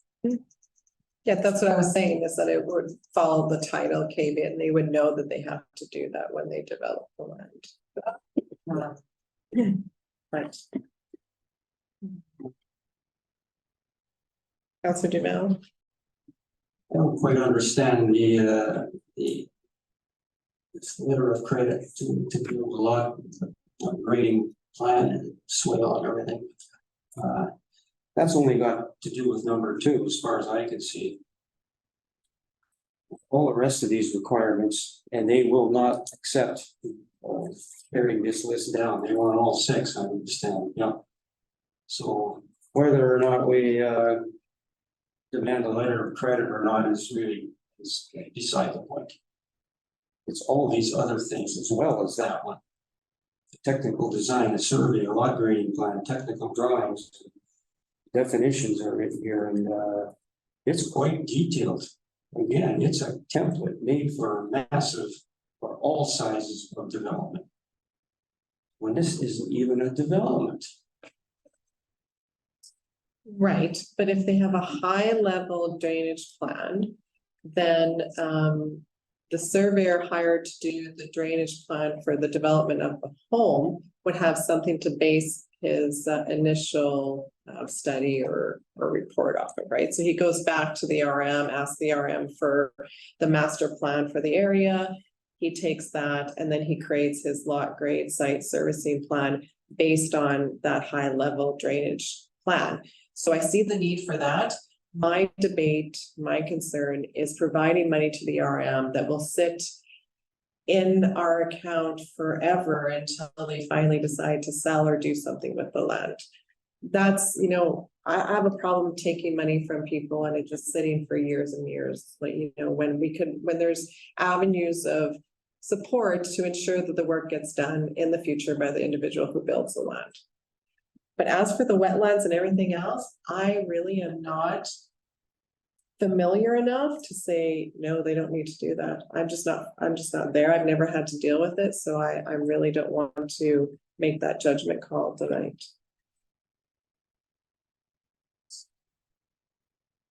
Anybody else on the other side of the room like to say anything? You good? Okay. Councillor Duval, I know you're not happy. I think I've said enough. I'm trying to help. You agree? No. I'm always willing to listen. Okay, so we have the resolution on the table and we have a mover and a seconder, so I'm gonna call for the question. Could we have a resolution read again, please? Sure.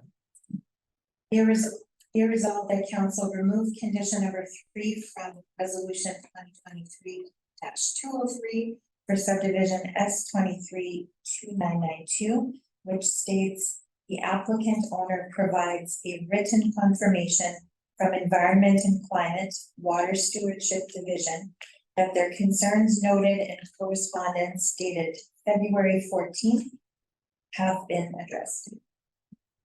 Thank you. Okay, I'll call for the question. All those in favor?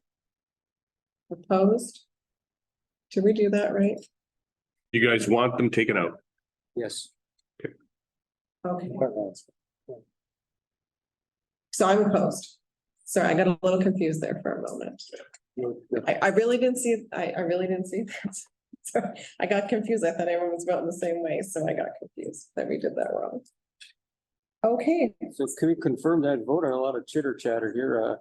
It was a 3-2. Yes. So it was carried. Right. So it will be removed and go to the planning board.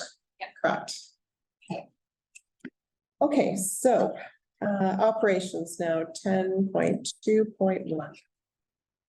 Be resolved that the 2023 sanitary sewer cleaning program be awarded to Unit Industrial with a budget amount of $85,000 and hourly rates as follows: flusher unit, vacuum truck, water hauler and associated manpower, $425 per hour, CCTV truck as needed basis, $230. I have a mover, please. Councillor Duval, seconded by Councillor Posthumous. Any discussion? Hearing none, call for the question. All those in favor? Aye, thank you very much. Have a good evening. That's Thank you. agreed. Good work as always. Under recreation, 10.3.1. Be resolved that the East St. Paul Skating Club be granted ice time from 6:30 AM to 8 AM from October 2023 to March 2024 at a reduced rate of $100 per hour. I have a mover, please. Councillor Rechko, second by Councillor Posthumous. Any discussion? Okay, my only concern is that this is probably during prime ice time, and is this something that we've done in the past? Have we provided to them these hours of operation? Not morning ice time. It's 6:30 in the morning. 6:30 in the morning. Which is prime time for training and development. For hockey camp? Right. I'm not sure if council needs a few minutes to reread the RFD that was presented, but I think it might help shed some light as to what is being proposed tonight. Okay, we'll take 5 minutes and we'll just read it. Oh, I know, but